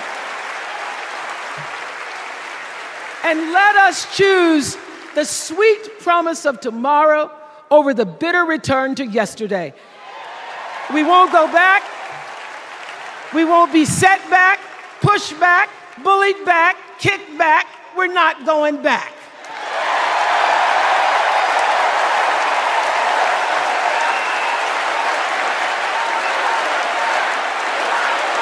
Not going back. We're not going back. So, let us choose. Let us choose truth. Let us choose honor. And let us choose joy.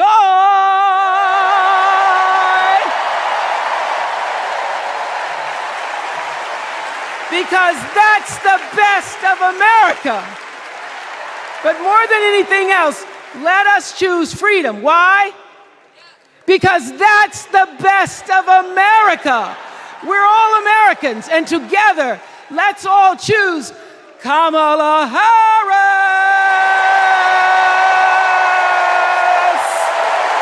Thank you, Chicago. Thank you, America.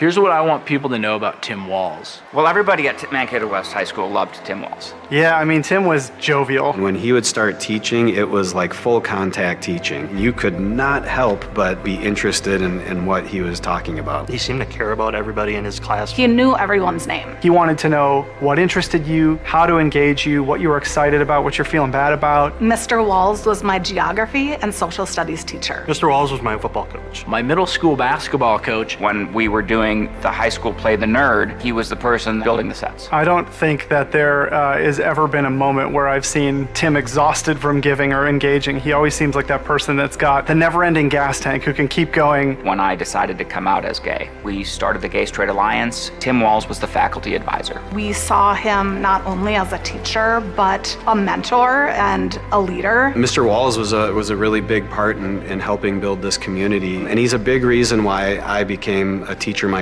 It was inspiring being in his classroom. Please welcome Maryland Governor Wes Moore.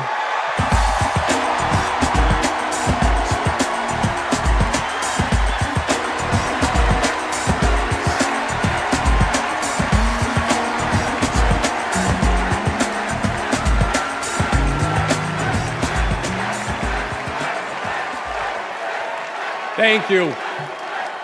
Thank you. On March 26th, at 1:30 in the morning, a container ship, the length of 3 football fields, slammed into the Francis Scott Key Bridge in Baltimore, and the bridge collapsed. A port that drives 13% of our state's economy was now closed. Thousands of workers were hours away from waking up and realizing they no longer had a job. 6 Marylanders who had been on the bridge in the middle of the night fixing potholes lost their lives. And one of the first phone calls that I got that morning started with these 3 words. Gov, it's Kamala. She said, I know you spoke to the president, and I want you to know we are here with you every step of the way.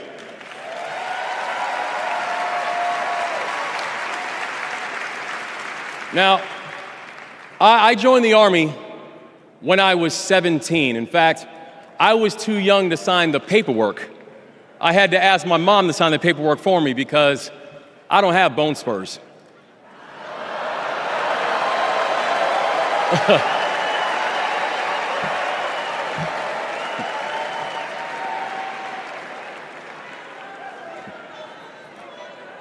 I led soldiers in combat in Afghanistan.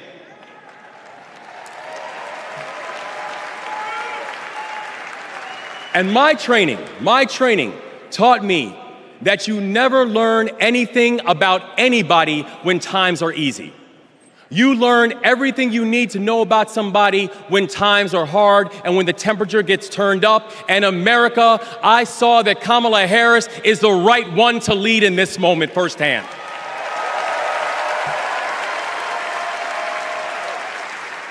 And united with the Almighty God's grace, we brought closure to the families of the 6 victims. And while many said it would take 11 months to reopen the port of Baltimore, we got it done in 11 weeks.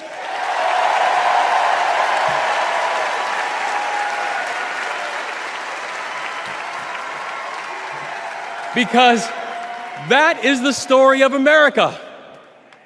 We are a nation of patriots who serve when the mission is hard and who serve when the destination is uncertain. And I know our history is imperfect.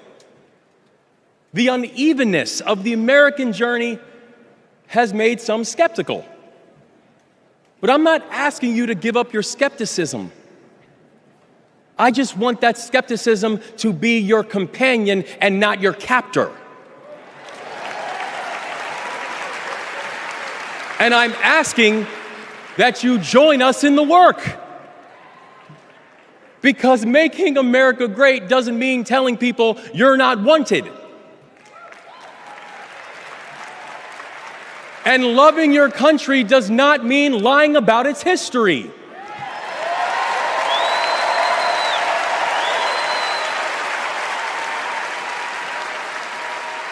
Making America great means saying the ambitions of this country would be incomplete without your help.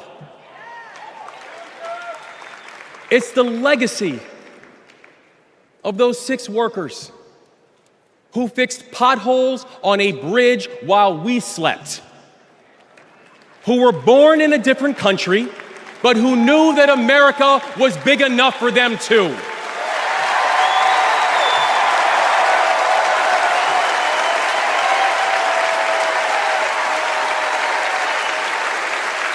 It's the journey. It's the journey of a man raised by a remarkable immigrant single mom, a man who felt handcuffs on his wrist at 11 years old, who now stands before you as the 63rd governor of Maryland and the first black governor in the history of our state.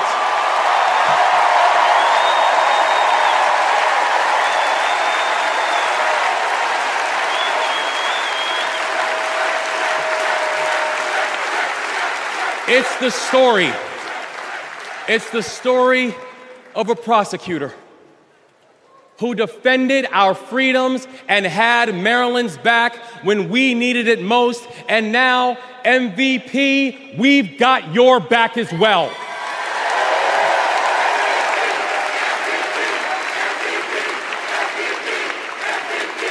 That's right.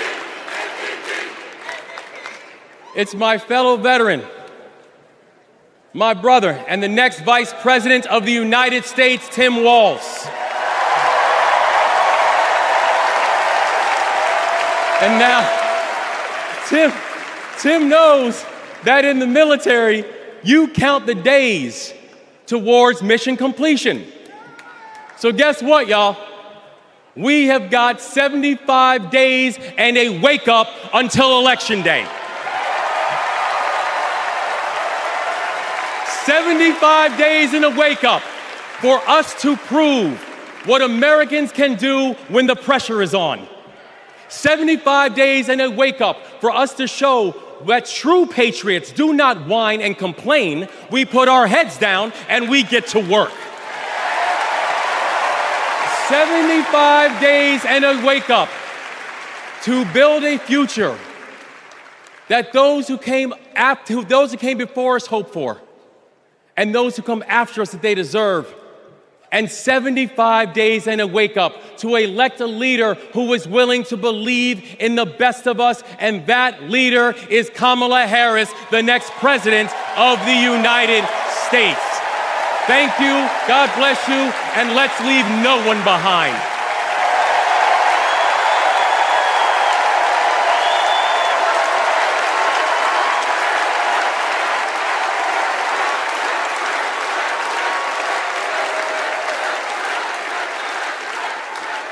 Please welcome former South Bend, Indiana Mayor Pete Buttigieg.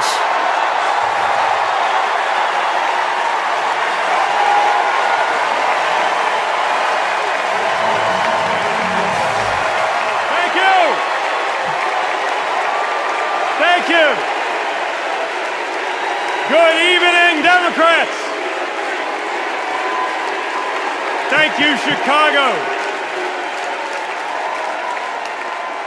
Here's a sentence I never thought I'd hear myself saying. I'm Pete Buttigieg, and you might recognize me from Fox News.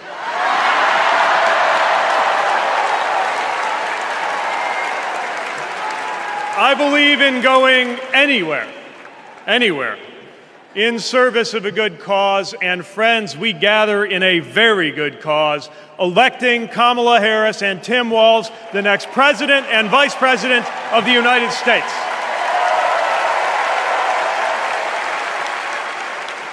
The choice could not be clearer. Donald Trump rants about law and order, as if he wasn't a convicted criminal running against a prosecutor. As if we were going to forget that crime was higher on his watch.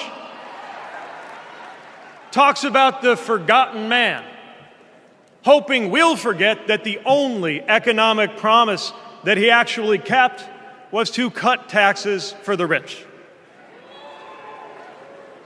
And don't even get me started on his new running mate.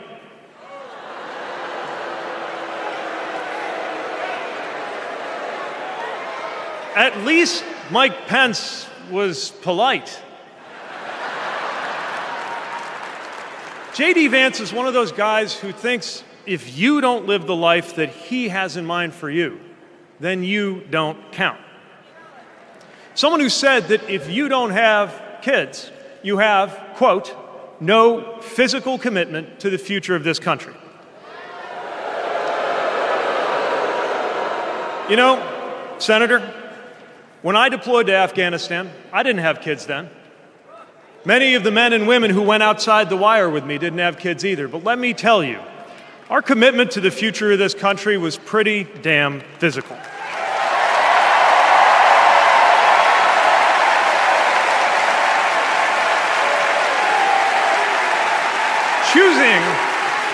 Choosing a guy like J.D. Vance to be America's next vice president sends a message. And the message is that they are doubling down on negativity and grievance. Committing to a concept of campaigning best summed up in one word: darkness. Darkness is what they are selling. The thing is, I just don't believe that America today is in the market for darkness. I believe America is ready for a better kind of politics. Yes, politics at its worst can be ugly, crushing, demeaning, but it doesn't have to be. At its best, politics can be empowering, uplifting. It can even be a kind of soulcraft. My faith teaches me that the world isn't made up of good people and bad people, but rather that each of us is capable of good and bad things. And I believe leaders matter because of what they bring out in each of us, the good or the bad. Right now, the other side is appealing to what is smallest within you. They're telling you that greatness comes from going back to the past. They're telling you that anyone different from you is a threat. They're telling you that your neighbor or nephew or daughter who disagrees with you politically isn't just wrong, but is now the enemy. I believe in a better politics, one that finds us at our most decent and open and brave. The kind of politics that Kamala Harris and Tim Walz are offering. And as you have felt these many days, that kind of politics also just feels better to be part of. There is joy in it, as well as power. And if all of that sounds naive, let me insist that I have come to this view not by way of idealism, but by way of experience. Not just the experience of my unlikely career. Someone like me serving in Indiana, serving in Washington, serving in uniform. I'm thinking of something much more basic. I'm thinking of dinner time at our house in Michigan. When the dog is barking and the air fryer is beeping and the mac and cheese is boiling over, and it feels like all the political negotiating experience in the world is not enough for me to get our 3-year-old son and our 3-year-old daughter to just wash their hands and sit at the table. It's the part of our day when politics seems the most distant.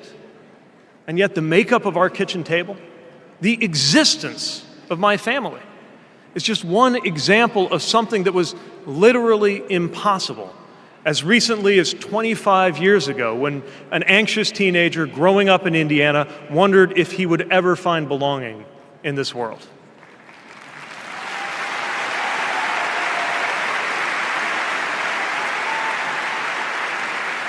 This kind of life went from impossible to possible, from possible to real, from real to almost ordinary in less than half a lifetime. But that didn't just happen. It was brought about through idealism and courage, through organizing and persuasion and storytelling, and yes, through politics, the right kind of politics, the kind of politics that can make an impossible dream into an everyday reality. I don't presume to know what it's like in your kitchen, but I know, as sure as I am standing here, that everything in it, the bills you pay at that table, the shape of the family that sits there, the fears and the dreams that you talk about late into the night there, all of it compels us to demand more from our politics than a rerun of some TV wrestling death match. So this November, we get to choose. We get to choose our president. We get to choose our policies, but most of all, we will choose a better politics. A politics that calls us to our better selves and offers us a better everyday. That is what Kamala Harris and Tim Walz represents. That is what Democrats represent. That is what awaits us when America decides to end Trump's politics of darkness once and for all. That is what we choose when we embrace the leaders who are out there building bridges and reject the ones who are out there banning books. This is what we will work for every day to November and beyond. So let's go win this. Thank you, Democrats. Thank you.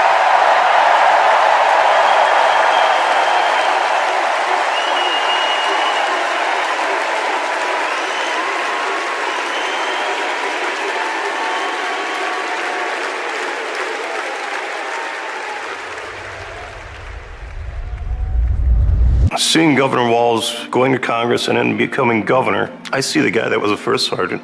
I see a guy that's full of energy, always busy. And like he says, you get enough time to sleep when you're dead. I first met Governor Walz and Congressman Walz when I was transitioning out of the Marine Corps, going back to school. He really wanted to know what the experience was of those that were actually using the GI Bill and how it could be improved. It seemed to be a continuation of focus on improving the lives of veterans. Governor Walz in our unit always would say his catchphrase was, "We'll get it done." And we always did. The way I've seen him carry himself over the years in Congress and the way he works for veterans, there's no excuse making, there's no scapegoating, it's just accomplish the mission. Governor Walz has been that way and always will be that way. Having Governor Walz on the House Veteran Affairs Committee was instrumental in getting the post-9/11 GI Bill not only introduced, but also passed. When Governor Walz wants change, it'll happen. Back to the Guard. We'll get it done.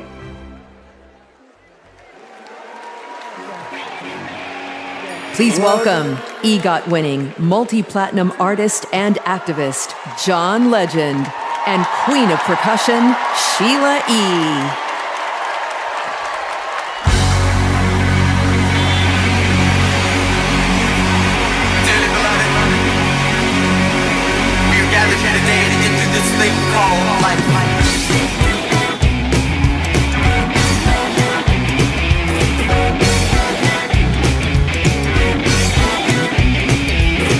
Don't like the world you're living in. Take a look around. At least you got friends. You see a former old lady. For a friendly word. She picked up the phone, dropped it on the floor.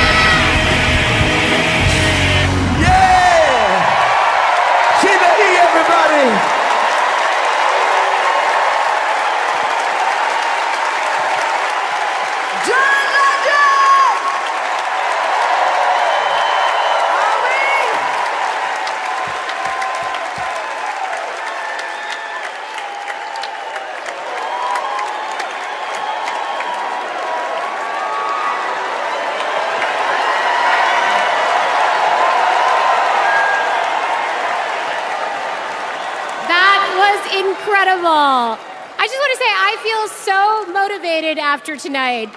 It's like never been more clear that if Kamala Harris and Tim Walz are elected this November, they're going to protect our freedoms. The freedom to read whatever books you want. The freedom to work one job and afford your rent. And Kamala Harris and Tim Walz will protect your freedom to start a family on your own terms. And if you ask me, that is something worth fighting for. So guys, let's do it. It's time. Let's nominate the next Vice President of the United States, Minnesota Governor Tim Walz. And to take us there, please welcome to the stage Minnesota Senator Amy Klobuchar.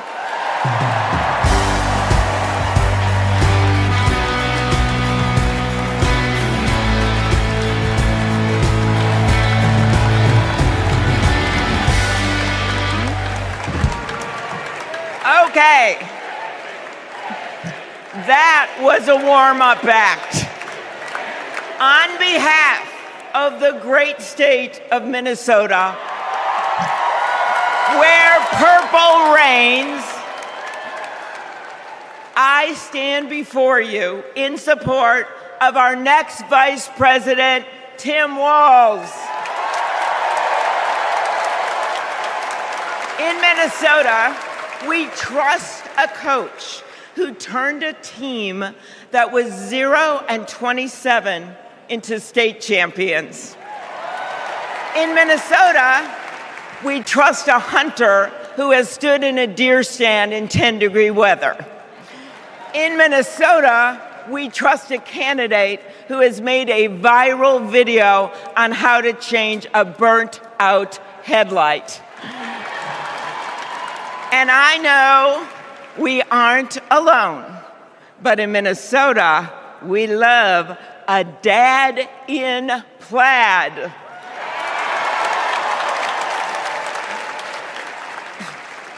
So Tim and I go way back. He taught high school right down the road from where my husband John grew up. My mother-in-law even brought him and Gwen a Parmesan chicken dinner when their son was born. That's what we do in America. We look out for our neighbors.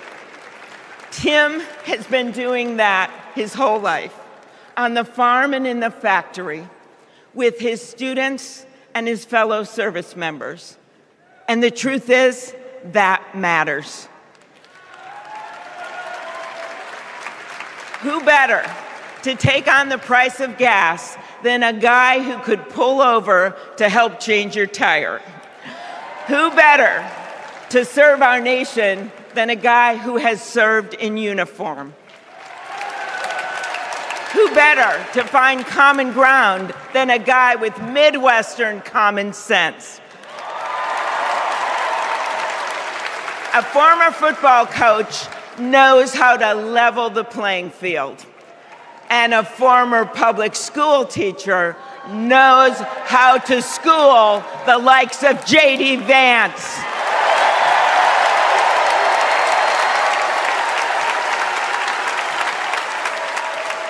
What you've done with your life matters, and what you do with power matters too. Tim has delivered paid leave, school lunches, and the biggest tax cut in Minnesota history. A Democrat from a red district in a purple state, Tim has brought Minnesota together. And together with Vice President Kamala Harris, I know he will do the same for our nation. America, there is so much that we share, so much that connects us. Way up north in Minnesota, out of Lake Itasca, flows the Mississippi River. It starts small and it grows wider. It flows down to Wisconsin and to Iowa. It goes down to Illinois and to Missouri. It goes to Kentucky and Tennessee. It goes to Arkansas, and it goes way down to Mississippi, and then it goes all the way down to New Orleans, Louisiana, where the spirit of our nation's resilience abounds. So let us commit here and now to cross the river of our divides to get to a higher ground. And let us join together to elect Kamala Harris and Tim Walz.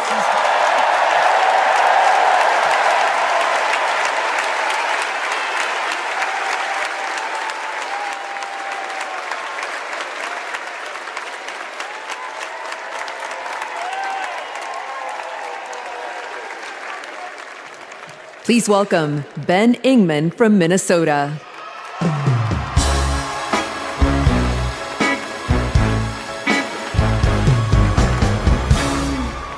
Tim Walz is the kind of guy you can count on to push you out of a snowbank. I know this because Tim Walz has pushed me out of a snowbank. I grew up next door to the Walzes in Mankato. Mr. Walz was also my geography teacher and my coach. Not for high school football, but for 7th grade basketball and track. So what was a high school football coach doing, coaching 7th grade basketball and track? Well, there was a kid in the high school who couldn't afford to pay for lunch, and he ran up a lot of debt. And Tim and Gwen decided they'd help pay it off. They started calling around the district to see if there were any positions they could fill to make a little extra money, and that's how he wound up coaching us 7th graders. That's right. Coach Walz got us excited about what we might achieve together. He believed in us, and he helped us believe in each other. And his leadership stuck. That track team went on to win a state title, just like the football team. That's right. Speaking of which, come on out, Scarlets. Yeah!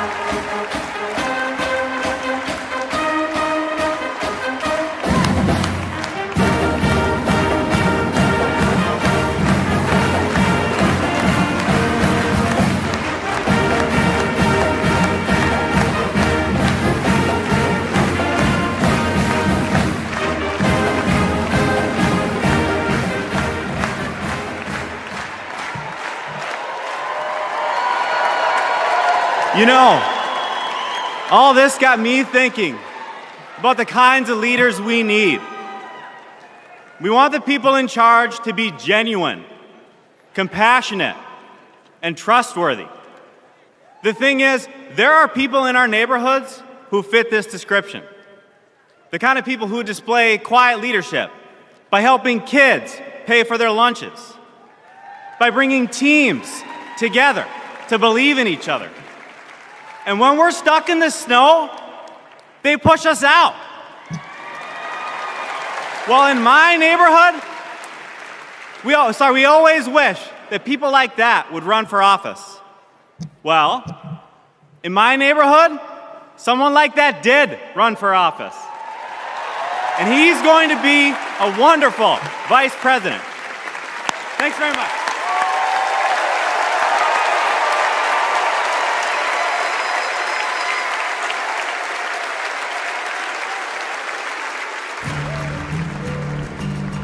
Out here in the wide open spaces, we are reminded of the values we share: a commitment to community, country, and standing up for what's right.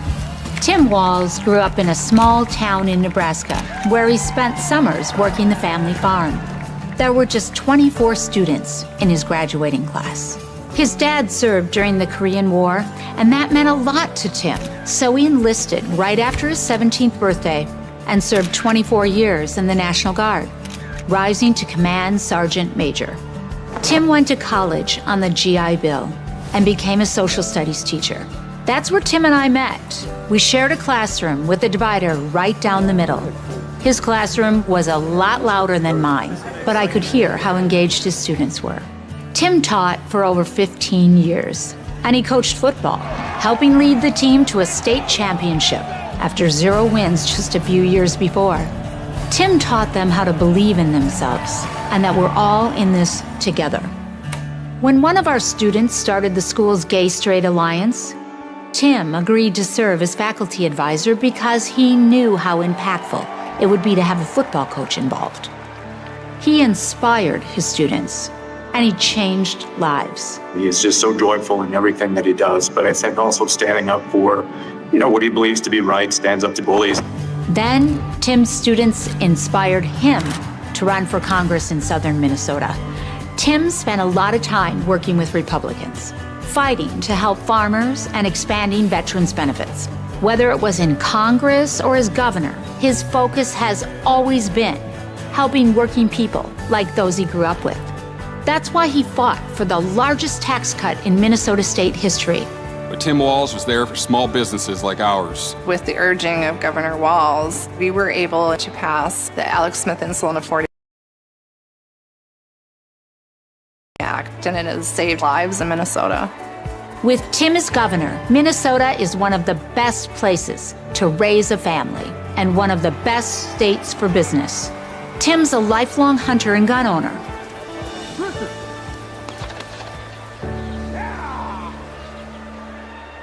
But after the Sandy Hook school shooting, he knew that we had to do something. So he's fought for background checks and red flag laws. But of all the things he's done, Tim loves being a dad. We struggled to have kids, and fertility treatments made it possible. There's a reason our daughter is named Hope. Hope and Gus mean the world to us. Governor Walz making good on a promise to his son and family yesterday by getting them a puppy. Then we're gonna go get some food, corn dog. I'm vegetarian. Turkey then. And Turkey's meat. Not in Minnesota, turkey special. He's as at home on a farm, a fishing boat, a football field, or a factory floor as he is on the floor of Congress. Tim's commitment to service all comes back to the values we grew up with. Love your country, help your neighbor, and fight for what's right. Because that's what America is all about. 2 middle-class kids. One, a daughter of Oakland, California. The other, a son of the Nebraska Plains, only in America. Is it possible for them together to make it all the way to the White House?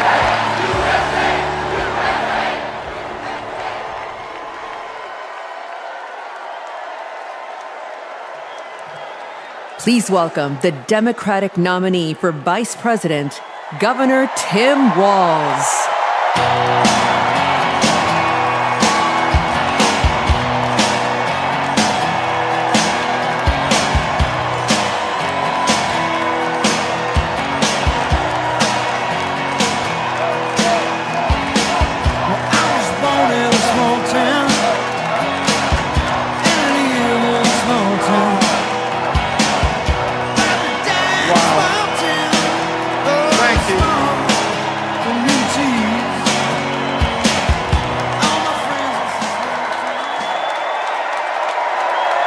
Thank you.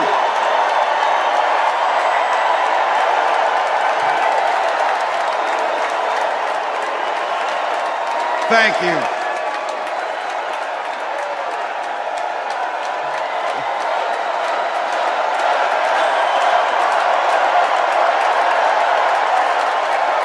Wow. Well, thank you. Thank you, first of all, to Vice President Harris. Thanks for putting your trust in me and for inviting me to be part of this incredible campaign. And a thank you to President Joe Biden for 4 years of strong, historic leadership.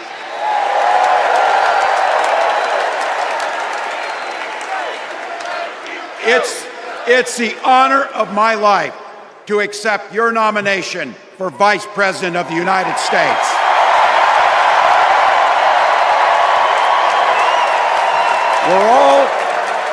We're all here tonight for one beautiful, simple reason. We love this country. So thank you to all of you here in Chicago and all of you watching at home tonight. Thank you for your passion. Thank you for your determination. And most of all, thank you for bringing the joy to this fight.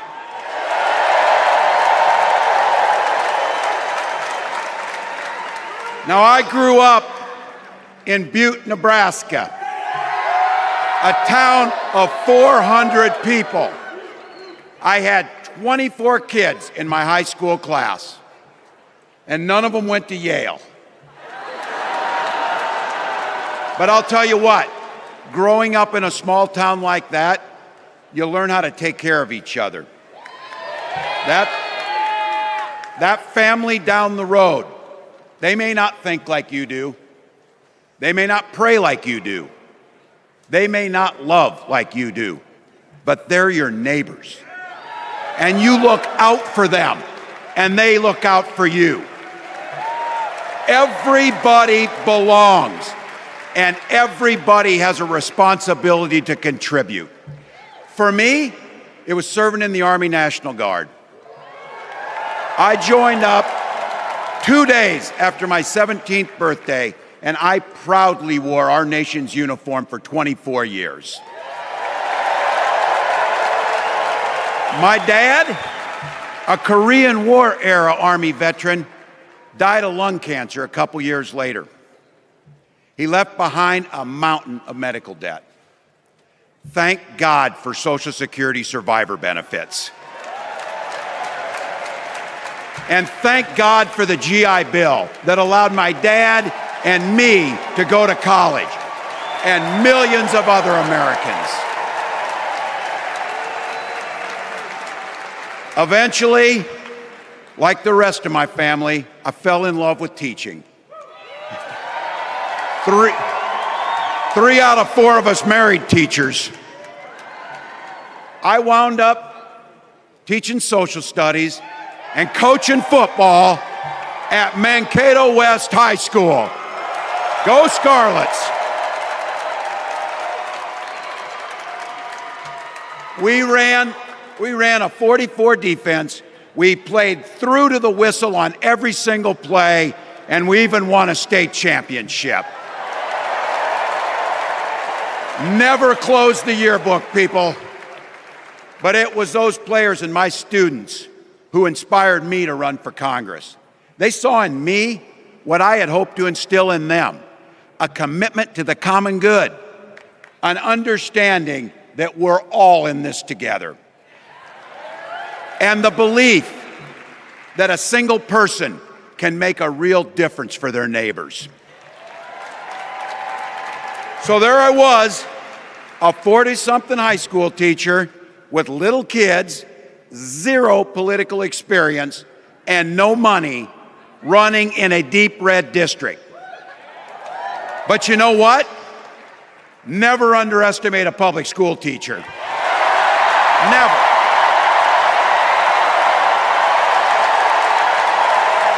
I represented my neighbors in Congress for 12 years, and I learned an awful lot. I learned how to work across the aisle on issues like growing the rural economies and taking care of veterans. And I learned how to compromise without compromising my values. Then I came back to serve as governor, and we got right to work making a difference in our neighbors' lives. We cut taxes for the middle class. We passed paid family and medical leave. We invested in fighting crime and affordable housing. We cut the cost of prescription drugs and help people escape the kind of medical debt that nearly sank my family. And we made sure that every kid in our state gets breakfast and lunch every day. So while other states were banning books from their schools, we were banishing hunger from ours.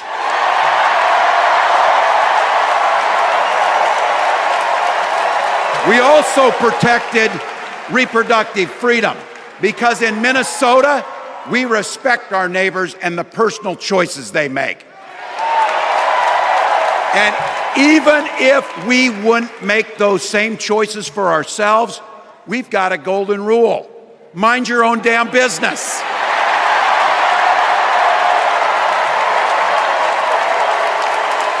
And that includes IVF and fertility treatments. And this is personal for Gwen and I. If you've never experienced the hell that is infertility, I guarantee you know somebody who has.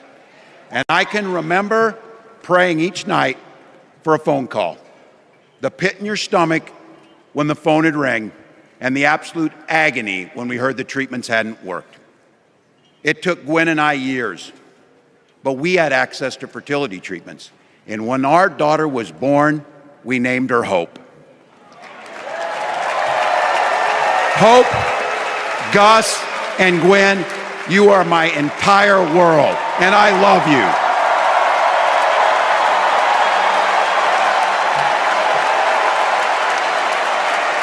I'm letting you in on how we started a family because this is a big part about what this election is about. Freedom. When Republicans use the word freedom, they mean that the government should be free to invade your doctor's office. Corporations free to pollute your air and water. And banks free to take advantage of customers. But when we Democrats talk about freedom, we mean the freedom to make a better life for yourself and the people that you love. Freedom to make your own healthcare decisions. And yeah, your kids' freedom to go to school without worrying about being shot dead in the hall. Look, I know guns. I'm a veteran. I'm a hunter.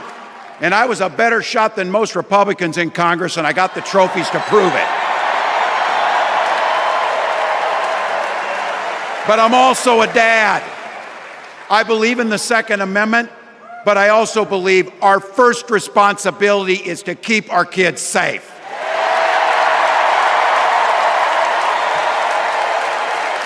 That's what this is all about. The responsibility we have to our kids, to each other, and to the future that we're building together, in which everyone is free to build the kind of life they want. But not everyone has that same sense of responsibility. Some folks just don't understand what it takes to be a good neighbor. Take Donald Trump and J.D. Vance. Their Project 2025 will make things much, much harder for people who are just trying to live their lives. They spent a lot of time pretending they know nothing about this.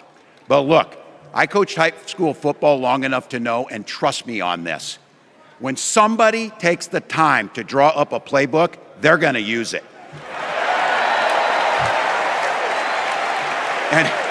And we know if these guys get back in the White House, they'll start jacking up the costs on the middle class, they'll repeal the Affordable Care Act, they'll gut Social Security and Medicare, and they will ban abortion across this country with or without Congress. Here's the thing, it's an agenda nobody asked for. It's an agenda that serves nobody except the richest and the most extreme amongst us. And it's an agenda that does nothing for our neighbors in need. Is it weird? Absolutely. Absolutely.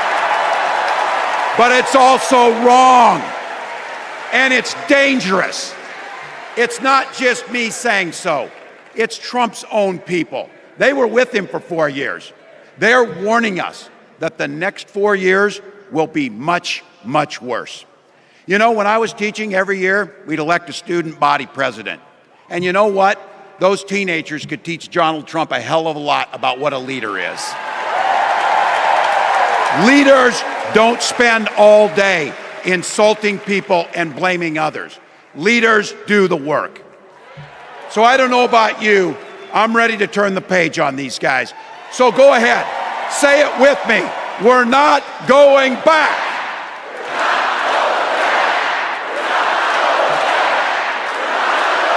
We've got something better to offer the American people. It starts with our candidate, Kamala Harris. From her first day as a prosecutor, as a district attorney, as an attorney general, as a United States senator, and then our vice president, she's fought on the side of the American people. She's taken on the predators and fraudsters. She's taken down the transnational gangs, and she stood up to powerful corporate interests. She has never hesitated to reach across that aisle if it meant improving your lives. And she's always done it with energy, with passion, and with joy. Folks, we've got a chance to make Kamala Harris President of the United States.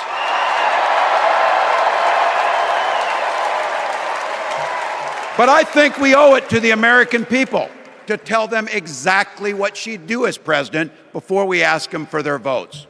So here, this is the part, clip and save it and send it to your undecided relatives so they know.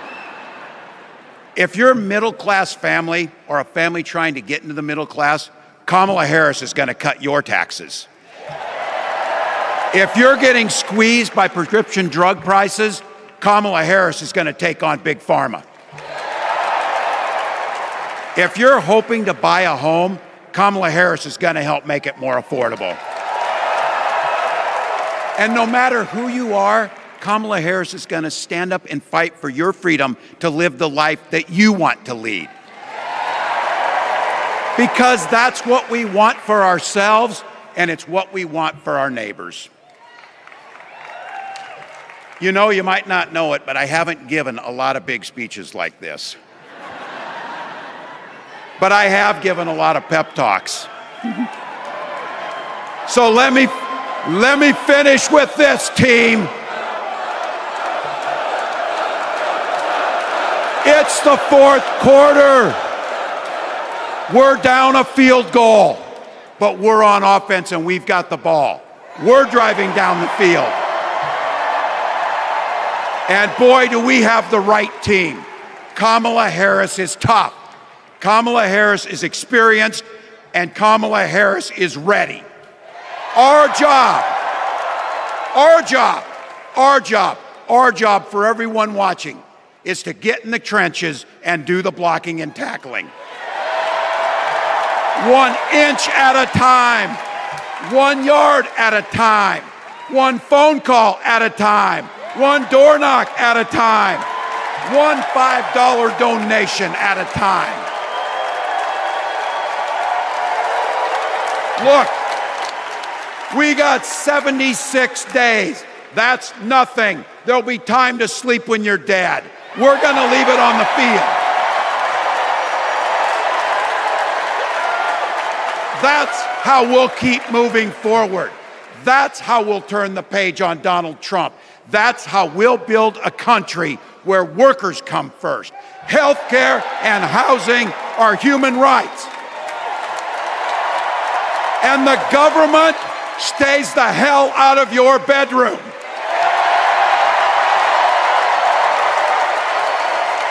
That's how we make America a place where no child is left hungry, where no community is left behind, where nobody gets told they don't belong.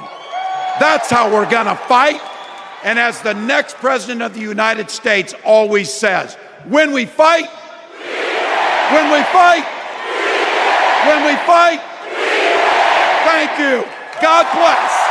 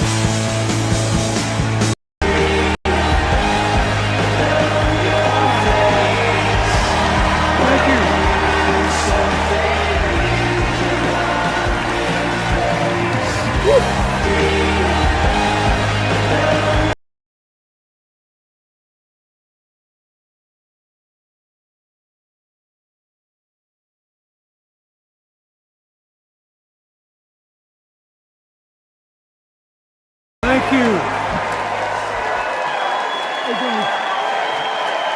Thank you. Whoa.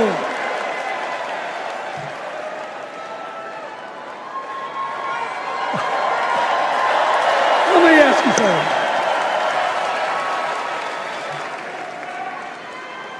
After the last 2 days, aren't you proud to be a Democrat?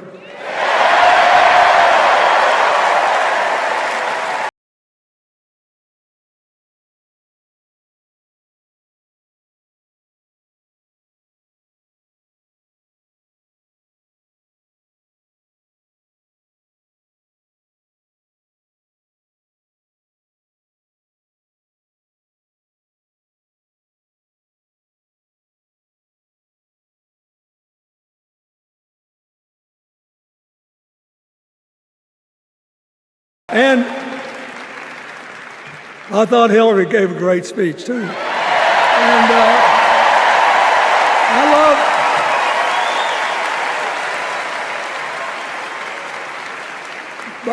I love seeing all these young leaders. A bunch of them are coming up after me. They look better, they sound better, and they'll be exciting. I do want to say one word about President Biden. Remember,